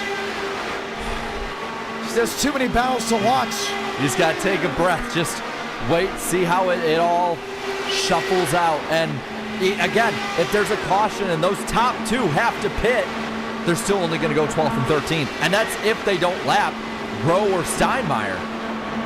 This is where you wish you knew exactly how much was left in every single fuel cell. But that's the beauty of this. The unknown is what keeps you glued. With 14 laps to go. Provisional lead battle. Now it's 1.8 between them and Wilkerson, who's provisional 3rd. Dead even at the line, and Conklin gets it. All right, now he's got to hope for the top 2 to run out. Don't look now, but Caden Rush is pulling away from the lucky 7. And they're drafting on everyone. Even again, if you can't make it to the end, as few laps to go as possible to pit is preferential for them. Hamilton, Akabuizi. As the lap traffic up in front of them. Caden Rush, last e-ticket win, the 2022 Garage Guys $4.99. Some thought that would be it. He's coming to pit road. Both of them are. Boise is in as well. How quick is this stop? We're going to watch the entire thing and watch those intervals on the left side of your screen. 32 seconds, 30. It's just counting down quick. They'll come past the stripe here, 12 laps left. And you'll see the leaders coming on the left side. It's got to be splash and go for both of them. You gotta. Who cares about the tires? Get out ahead. Give yourself a chance to win. They're in. No, tires coming up. Battle for the provisional lead, Champagne. Braden Mubbock has caught up as well. They're going to come out. Are they going to get up to speed in enough time to stay ahead of them? This could be for the race win. I don't know how close it'll be. I think 4 he's got him. seconds. It's going to be close. They're on the backstretch now. They got it. Conklin just now entering turn 2. Caden Rush, the long shot, leads. Here comes Boise to the inside. He's gonna take it now. Again, I want to be second, but you got to keep in mind, 5 to go. After that, we don't know if it can restart this race. You have to treat every lap like it's the last one. Boise, Caden Rush. Dogfight sticks on the board. 11 laps to go in the 2024 Indiana 500. Here's Conklin and Champagne. Mubbock's on the scene. Wilkerson's on the scene. Can Rush and Boise keep them behind? And John, I think they're making up time over Conklin and the rest of the pack. Fresher tires. Wow. They played one on him if that's the case. I'd love to see what the lap times are this time by. They've already made 2 tenths up. So at the line, coming now to 10 to go. I'll keep an eye on it. Just 10 to go. Rush to the bottom. Boise on the outside. Caden Rush leads to 1. They're 3 tenths faster than the rest of the pack. So it's going to come down to them if we do not get a caution. 46.32 for Caden Rush. Sean Conklin, 49.03. They're racing each other. Back and forth, back and forth. And this will be the battle for the win. Unbelievable stuff. 2 names in the world of open wheel. Boise, the IndyCar merchant. Rush, the driver from the Midwest, lunges to the inside. Each time you make the pass on one of them out of 4, you got to time it better. Last time by, Rush was trying to pass him down the front. Wouldn't have won in the race if it was the last lap. It's going to be tough. Mubbock to 3rd. There he is. Conklin to his inside. They're going to fight it out. Caden Rush, the driver out of Kentucky, just a couple hours away from that of the Indianapolis Motor Speedway. A home race for him. He may not be a Hoosier, but he's a neighbor at that. Lunges to the bottom and still toe-to-toe to 1. 200s at the line, about perfect if you want to do that 7, 8 laps later to win this race. Staying in formation. Down the back with 8 to go. You see the rest of the pack behind them. They're not making up any time. They're losing time. Down to the bottom. Boise takes the lead. Locks it in. Now what do you do if you're Rush? Honda has never won any ticket event, but they've never been in a position where they've had an opportunity. Chevrolet is on a wild streak that they want to continue. Honda to the lead, Chevrolet in 2nd, 7 to go. Another move now. Rush gonna let him go down low. Another pass for the lead and possibly the win. Oh, this is just amazing. I cannot believe what we're watching. What a race this has been. From the jump of the green flag to now 6 laps away from the checkered flag. Crowd on their feet. Rush to the bottom. Boise to the outside. Caden Rush leads back to 1. Hold your breath, folks, because it's coming down to the wire. These two are not letting the other get away. Down the back stretch. Rush with the lead. Not for long. Here goes that 7 down low. Coming to turn 3. He's going to clear the 10. Akabuizi back out front. They're going to shuffle this deck till that first driver crosses the yard of bricks, the winner. Honda versus Chevy. 5 to go. And coming to line now will be 5 laps left. If a caution comes out, we cannot guarantee a finish under green. So this is the race for the win in every sense of the word. Every lap is the last lap from this point forward. Rush leads now out of 2. Has to make something work. No defensive moves just yet. He really doesn't have to pull it to the last lap. Lap traffic ahead. Gavin Austin, Drew Jua. Buiesi looks top. Rush now to defend the shoot of 3. What kind of defense can you make to at least hold off half the front stretch? A bit of a gap for Rush. Lap cars give way. 4 to go. The sit and wait. Down on the bottom, I think it's Gavin Austin. They're going to have to make their way around. Oh, very close. Austin to the outside, gets out of the way. Akabuizi loses some time, still in tow. But Rush has the lead.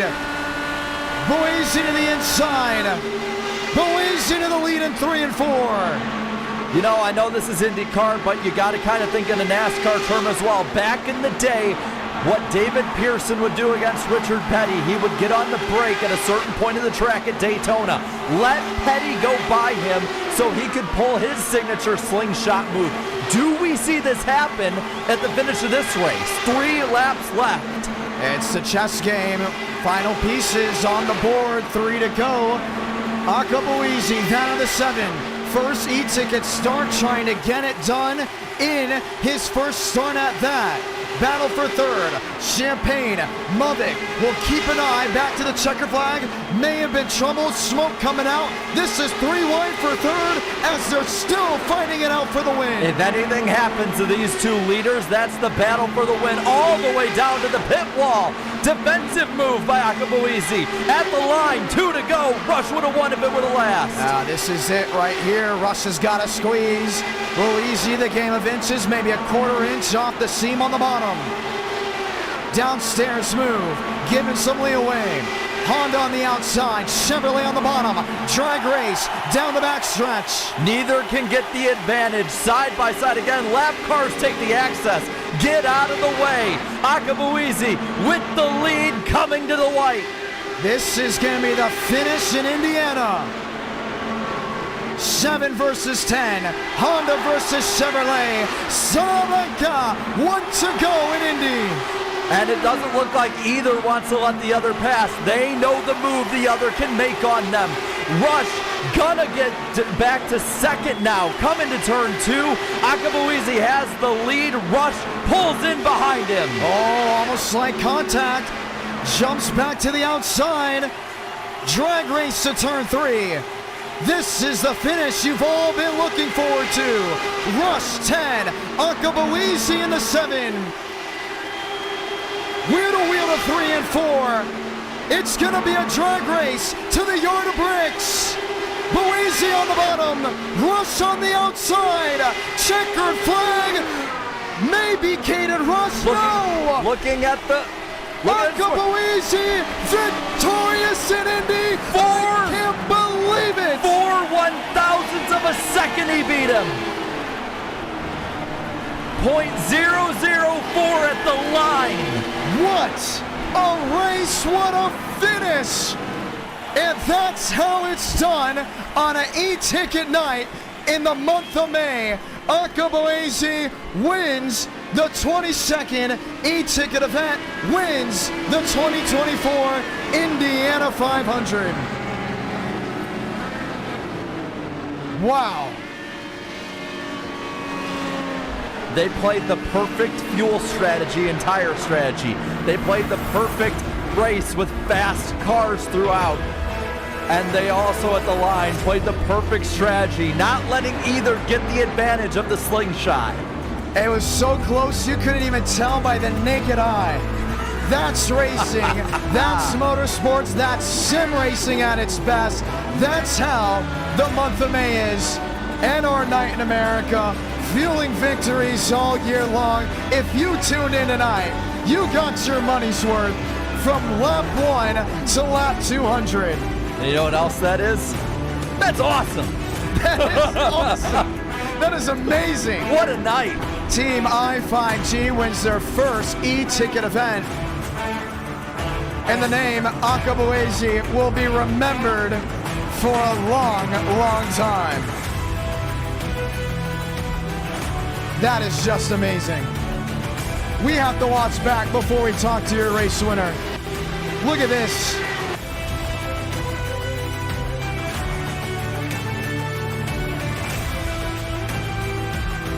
Wow.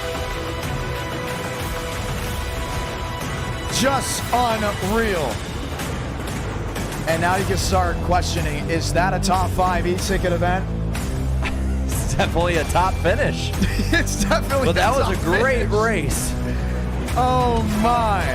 At first I thought Caden Rush because the way we had the angle, and it was just like in Florida when it showed Mosteller, Jua back to Mosteller. We had to wait for scoring. Just another one. Did we have, in the last 3 e-tickets, have we had the 2 closest? We've had the 2 closest. Wow. 4 1,000ths of a second. What is in the water for motorsports this year? I have not the clue. But if you're new and this is your first time watching, what better time to drop a like and subscribe than that right there? That is just unbelievable. Let's go talk to your race winner. The Indiana 500. We'll have a top 3 interview. Unbelievable. Insane. Just insane. And it was one of those events that you knew was going to be a risk doing because you didn't know how it was going to end. And you know what? It was worth it. It was worth everything leading up. Speed weeks and all. From qualifying. Unreal stuff. Wow. That is just insane for what we saw. Let's go talk to your race winner. Hamilton Akabuezi, welcome to Victory Lane. Yeah, that was awesome. Talking to Caden, that was great. Like, that was as good as it could have gone for us. We were planning out the strategy, got a little bit of help, and it just worked out beautifully. Struggling with the swap drafting up there, and we got it done. So it was yeah, really, really good. That was a top tier race. That was just unbelievable. I want to say walk me through the race. I really want to know the final 30 laps. Oh man, I mean, it was a lot of fuel saving. I basically was in map 4, map 5, fuel saving the entire race. You know, there was, like, depending on when it went green, we could cut out a pit stop here and there, but I knew it'd be really close, like, with that final caution that came out. And yeah, I mean, we made it work. It was like just getting Kane to work with me was awesome. The swapping went pretty well, and we just caught up to the back of him, and that was really all it took. And yeah, thanks to him for racing me clean. Obviously, we're teammates, so yeah, it helped it work together way better for sure. Had a lot of fun. That was unbelievable. You've heard of e-tickets. You've raced an NR Night in America. I believe this was your first win. Yeah, for sure. Because the Texas one went to Basin. Yeah, done like 1 or 2 IndyCar races here and there, but other than that, not much else. So yeah, I mean, you know, I'm preparing for the top split of the real 500 June 1st. So this is good practice, different setup, of course, but it's always just fun to be racing this car. So yeah. That was just insane. And the viewers back at home were losing it. Did you see the live chat? Oh, I didn't look, but I'll look back at it. Oh, man, you have sure. to see the magic there. That's the 3rd event in a row where they almost broke the chat. They were just letting it rip. The race to the checkered flag. This needs to be on iRacing #1 for the month of May. There's no way it's not. 4 1,000ths and I say this to a lot of great drivers. It's like in the golden buzzer on the X Factor, if that's even what it is. If I'm not sure what it is, but Akabuezi, you are ridiculous. You led early, you dropped back to save fuel, and then you were 7th or 8th the entire run. Absolutely, round of applause to you. Thank you, man. I definitely had a good laugh at the chat after Q. That whole thing, that was awesome. But yeah, I'll look back at it for sure. Hey, real quick, I gotta ask this about the last lap or so there. You guys were side by side. Was that just going all out, or not letting the other person get the slingshot on you? Oh yeah, I was lifting a bit just to try and keep him on my side, because I knew he'd try to, you know, drop back at the run. I just had to like do as much as I could to keep him alongside me for sure. So yeah, I mean it worked out well, timed everything well. So yeah, went great. Thanks y'all for putting on the event too. I don't think you could have timed it any better. 4 1,000ths of a second. Yeah, that was crazy. And the best part about it, we were fans at the end. Yep. I forget commentating. We were just watching. I had to move my mic away because I didn't want to start screaming as a fan. I wanted to scream. I'm not gonna lie. I felt it. And then the craziest part for us, our intervals, they literally just froze. They waited about what felt like an eternity to say who won. When did you know you won? I was looking out my right side to see, you know, I was pretty sure I had it. Yeah, the best view in the house. Side drafting, and it was really close though, for sure. No, that is awesome. Congratulations on the win. What do you have to say to these viewers back at home? What was it, 1,000? 1,000 Yeah. tuned in, somewhere like that. Concurrent viewership at the end. What do you got to say to them? Oh man, I mean, thank all y'all for watching. Anyone who's rooting for me, I know there were some people, so thank you guys. There's definitely the broadcast with probably the most people watching that I've been on, so that's awesome. And yeah, I mean, this was a great event. Qualifying went smoothly, everything went well, and I really enjoyed it. So yeah. Congratulations on the win. We're gonna go to the driver that went runner-up, and that will be Caden Rush. Rush. Oh, what a heartbreaker. What a heartbreaker. You've won an e-ticket before. 4 1,000s. That's all it was. I think he just came back. He probably went to the bathroom. Caden Rush, do you hear me?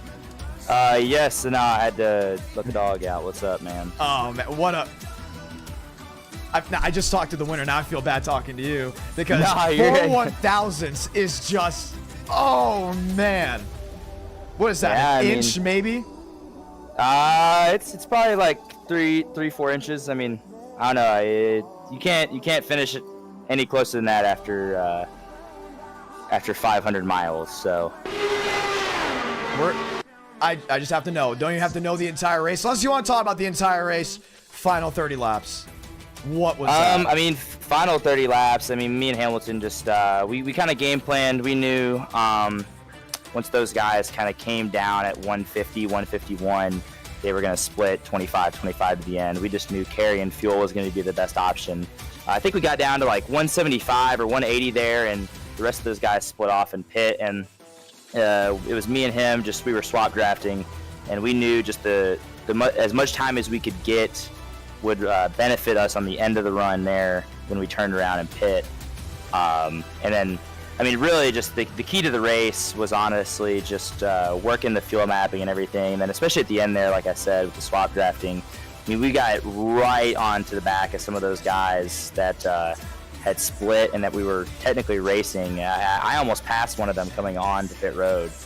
We were just right there with them and able to kind of work together. I mean, Hamilton's my teammate, good guy. I mean, if you're going to lose to anybody, I would rather lose to him. This guy's going to be in the top split 500 in like 2 or 3 weeks, competing for the win. He's on the best IndyCar team in the game. So, I mean, no complaints. We're watching back on the finish. I'm about to ask a really, really bad question just because I'm a race fan now. Instead of just being a full broadcast, is it the white line or is it the bricks? Because there's a white line right there. I don't know. I guess it's the bricks. Either way, I mean, I think I would have needed the line to probably be 20, 30 feet more down. Are you kidding me? Okay, so we just have it here. You lost by 2 bricks. You lost Yeah. by 2 bricks. I mean, yeah, you can't when you lose by 2 Culver blocks, 2 sacred Culver blocks. You can't. There's not much else you can do there. I mean, there really isn't. There's really nothing you could do. Yeah. At the end of the day, the only other thing I could have done is maybe backed up a little bit more off of 2 or backed up a little more into 3, try to generate a run coming off of 4. But Hamilton's so good in these. He knows how to aero block. He knows where to go. Even with the fresh tires, it would have been just really difficult to generate a run. And I figured, being side by side there, just kind of hoping I get that pull off of 4 was a better option than me falling back there. That is insane. What a race. So glad to have you. I saw you at Nashville last week. And we said hi, but hold on. We may need to go ahead and check out the finish for 3rd as well. We were just pointed out. We might have had a photo finish for 3rd behind you guys. It was very close for 3rd and for 5th. In your opinion, rate the e-ticket. Oh, I mean, the IndyCar Indianapolis, whenever you can get a good combination, whenever you can get a good combo green flag runs like we had, it's always going to be really, really good because there's just a lot of mix of strategy. There's hard racing the whole way throughout. It's a great combo. It's one of the best cars in iRacing. No doubt, in my opinion. I'm listening to you, but I just saw Sean Conklin on a replay possibly have a death wish because he goes nose to nose with the inside wall. It was 3 wide for the 3rd place finish. This is unbelievable. And we're just now knowing this because of the great finish it was for the win.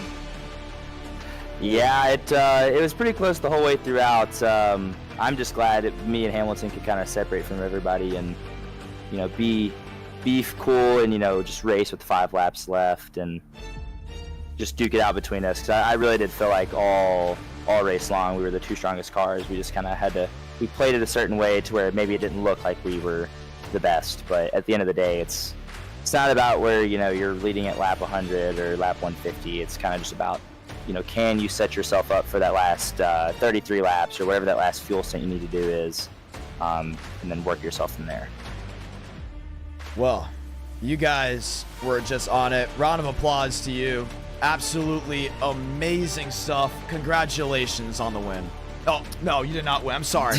I'm so sorry. I'm now nerding out at looking at these finishes with all of you. Congratulations on a podium finish. Your 2nd podium finish in an e-ticket. We know you won the Garage Guys $4.99. We hope to see you back 100%. Yep, I'll be in Flat Rock, Michigan for the ARC race today. Going all the way back right after. So, anybody, if you want to see some above average, maybe good photography content, go to my Instagram at Caden Rush. You can see everything I work on there. If you like Connor Zilich, if you like William Sawalich, definitely go there. Thank you for putting on this event. It's always great to come and race. Thank you for supporting short track racing. Caden Rush, ladies and gentlemen, what a drive. And we can't forget Braden Movick because, wow, Movick, we just saw it. The finish for 3rd. Opinions. What's up, boys?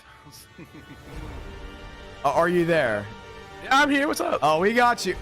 What a finish for you. Woo! John Player, I'm tired. John Player. My God. Oh. Now, you're very critical of races. I am.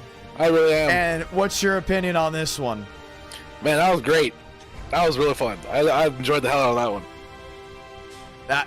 You know what? The seal of approval from you is really interesting. That's how you know it's a good e-ticket. That's how you know it's a good e-ticket. It's a good e-ticket. Oh, man. If you get my blessing, it's a good one. So, but yeah, I mean, personally, I do think the 5 best drivers in these cars finished top 5. I think this has been the most talent and skill-based e-ticket we've ever done. And really? I do think the top 5 proved that. It wasn't even just that. I mean, you had drivers dropping out because of the smallest mistakes. You see only 15 finished on the lead lap. We still had over 20 running at the end because they just wanted to finish. But one tiny mistake ended your night. Oh yeah, I know. I almost experienced the same thing. About like lap 90 something, I clipped the curb and turned 3 and almost lost it. Like I was about 30 degrees sideways and almost ended my race right there. But man, we came back to 3rd.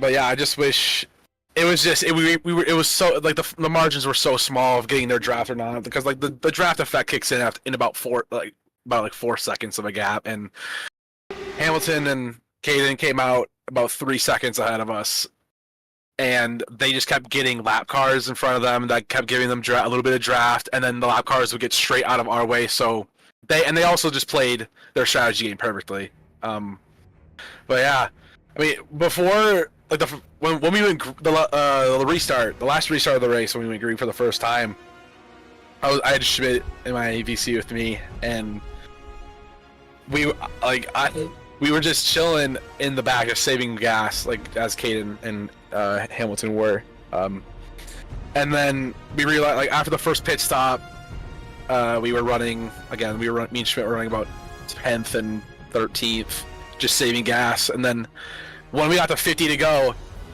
me and Schmidt decided to pit, and like way before everyone else, and just try to blitz the field. We switched our fuel map to the highest setting and just went balls to the wall the rest of the race, just leapfrogging each other. And we, like, for me, it was a net gain of about 10 spots almost.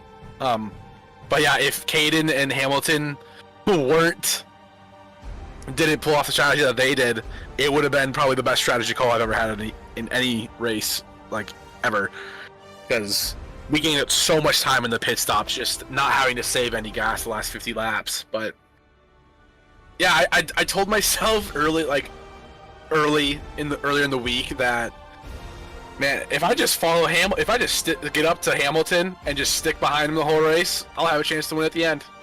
And lo and behold, I thought I had the strategy to win. Look who finished just 5 seconds ahead of us. Wow. Hamilton. Do you think this goes on iRacing number 1? We're gonna send it in for the month of May. I usually don't send in NR Night in America finishes, but we gotta send this one in. There's no way we don't. Can you talk about Sean Conklin, why he went nose to nose with the nose to nose at the inside wall? You saw that. He tried to finish 3rd, John. You gotta do what you gotta do. That is true. You gotta do. Joseph Newgarden almost hit the damn pylon last year in the actual 500 trying to break the draft, but I got just a little.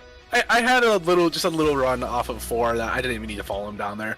And I did tell myself, man, if I'm leading any part of this race, I'm just gonna go down there one time and just try to bait someone into hitting the wall.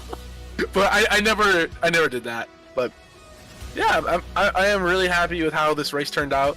I mean, I went from 13th to 3rd, not a single incident too. So that's pretty impressive. And a great bounce back from the last e-ticket where I didn't even get to really participate really at all. But yeah, and all this on a broken toe after I almost killed myself down my stairs. Oh my goodness. Yeah, we almost died. The sock just slipped straight off the stair and almost died. Wow. Yeah. But yeah, this was fun as hell, and I can't wait to do it again next year. Heck yeah. So top tier to you. Oh, this shit was great. Well, shit was is great, that John. a complete rehash of what you said for qualifying? Say that one more time, word for word. All right, yeah, at the end of qualifying, I had to do my David Hoots impression. I said, it's on stream. I said, I ain't ever doing that shit ever again. I said it again. But guess what, John? I want to do this shit again. This shit was fun. This shit was fun. Let's do it again. Heck yeah. Congratulations on P3. Thanks, John Player. We're going to bring it back to our studio in Nashville, Tennessee. Jarrett, we have caught our breath. Have we? I don't think we've caught our breath. We're going to read some super chats before we go. Hey, just like the podcast. I watch. Yeah. I know what you guys do. I know exactly how you guys work. Rundown. No, before we go rundown, let's actually get the final order on our screen, because we're going to go ahead and acknowledge every driver that is participating tonight. Wow, that is some insane stuff that we saw. That was just top tier racing all the way through. So we had photo finishes for 1st, for 3rd, for I believe 7th and 10th and 12th. Unreal. Run down the top 10. Your Indiana 500 champion, Hamilton Akabuezi, Caden Rush, Braden Movick, Kevin Champagne, Sean Conklin, top 10. Also, Truel coming home in the 6th position. Huff in 7th, 8th. Wilkerson, Lewis, and Walker round out the top 10 tonight. Sean Rowe, William Schmidt, Max Tomar, James Thurston go 13th, 14th. Aiden McConaughey back in 15th. Vincent Gucci finishes 16th. I think that's his best finish in an e-ticket. Gavin Austin, top 20. Drew Jua, back in 18th. It's an Ancient World at 19th and 20th. Cody Workman, Joey Stone.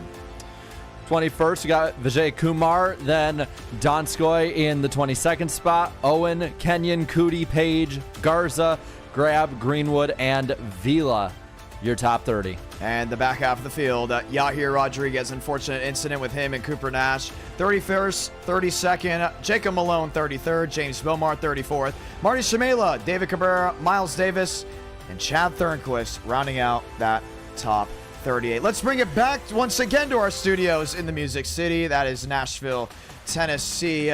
Rundown this race. Talladega was unpredictable for a million different reasons. This race is unpredictable for a million different reasons that you could expect an IndyCar race, but it was very on display tonight. I mean, you saw me all night trying to figure out the fuel strategy, writing down notes because of just what lap can they pit on, when can they come in, will the short pitting work or will it not? And then you add that to the racing, the slingshots, 3-4 wide passing for the lead tonight, let alone throughout the rest of the field. Just all around great show. It was very exciting. You had the cautions that you thought would never end, but it thinned out the herd of the drivers that honestly just couldn't make it work. And you heard it from Braden Movick. It was the best because even the smallest mistake showed that you were not going to be able to recover from it. And then we had just probably the greatest finish ever. the greatest 10 laps ever in an e-ticket. We just continue to one-up it a little bit, little by little. Who knows what we have coming up next? We do have other e-tickets in the works, possibly for June. We're looking at Chicago Street Race. Possibly we've never done a road course for an e-ticket. We're considering that. If you're looking to sponsor that, my email is in the description below. We're also looking forward to the NWP 400. That will definitely be happening in August, which is going to be very exciting. The fun one about that is, like, last year, we had, like, the first year, we had it be, like, an all-night thing. And then that second year, kind of had it be an all-night thing that we hyped up a bit. And then we had that be, like, a, weekend into the next week. I won't say what the full format is just yet. But I'll just say this, is that it's a week-long. It's our speed weeks. Yep. It's a week-long build-up this time. It's going to be probably, John, would it be wrong to say it'll be the biggest lead-up for an e-ticket ever? Oh, ever. The driver demand is continuing to just go up, and we know we have to prepare for NWP. I mean, over 100. We know for a fact, based on what we looked at, over 100 can have a chance at racing in it. So. We're averaging already over 200 signups in e-ticket. And we had 200 like back to back to back, so we know NWP is going to be upwards of 300. So we know, hey, we got to have the speed weeks. They got all those great drivers in. Hey, it was exciting. It was fun. The next time I'll be streaming is now, ladies and gentlemen, Monday. This coming up Monday at 8 Eastern, 7 Central. I'll be heading to Hickory for the ASA Stars National Tour. We'll be doing PA over there. Quickly, the next day, I'll be in Owasso, Michigan. Don't ask how it's going to work, how I'll get there in time, but I will get there in time. It's going to be very interesting. And then after that Saturday, I'll be in Spartan at Corgan Oil calling races. Owasso will be broadcasted live on Racing America, and a replay will be through YouTube with a bunch of different camera angles. You may want to go ahead and check that one out. Nice. Corgan Oil going to be on Racing America. That concludes the 22nd e-ticket event on this YouTube channel. I'm so glad you tuned in. I hope you subscribed because I don't want you to miss the next one. If you thought this was amazing, the way we've been one-upping them, you're going to love the next one. The next one might make your head explode. How can we one-up this? That's the best part. I don't know how we can, but we just keep doing it. I thought the same thing after Darrington, and then we just continued to just run it up left and right. Wow. What a run. What a ride. Ladies and gentlemen, good night from Indianapolis, from the Sim World. I'll see you in reality soon, and also on the YouTube side, NWP next Wednesday. Jarrett, my channel, will be hosting with David Land as guest. How about that? And Land, I want to point that out. Land was supposed to be a part of this, but due to my scheduling, his scheduling, unfortunately, wasn't able to get the segment. We'll get Land next week. That's how we won up next year. We're gonna make sure we get David Land to have his segment. He was asking for it. We love David. Super chats did not get to that Want to say thank you to everyone that is super chat tonight. Tyler Tinsley dropping the 5. Noah G dropping the 5. Agent dropping the VIP pass. Dixon dropping the VIP pass, saying you can't believe it. 20 to Steve. We were spoiled tonight. We were all spoiled tonight. Yeah. It just paid off. Manchild dropping the 10. Yelich dropping the 10 memberships. Heck yeah. Eric W dropping 1, 2 memberships in a row. Steve dropping 10 memberships as well. But Matt Deason dropping the $50 super. Thank you so much, Matt. Eric dropping the 1. David Bell dropping the 2. Demos. All of those VIP passes dropping in there. Thank you so much for that. Eric W, the gifted membership. I'm John Ramos. This is Jarrett Lumberg. Ladies and gentlemen, thank you all so much for tuning in to the 2024 Indiana 500. Thank you so much for tuning in to the 22nd e-ticket event. Have a great night.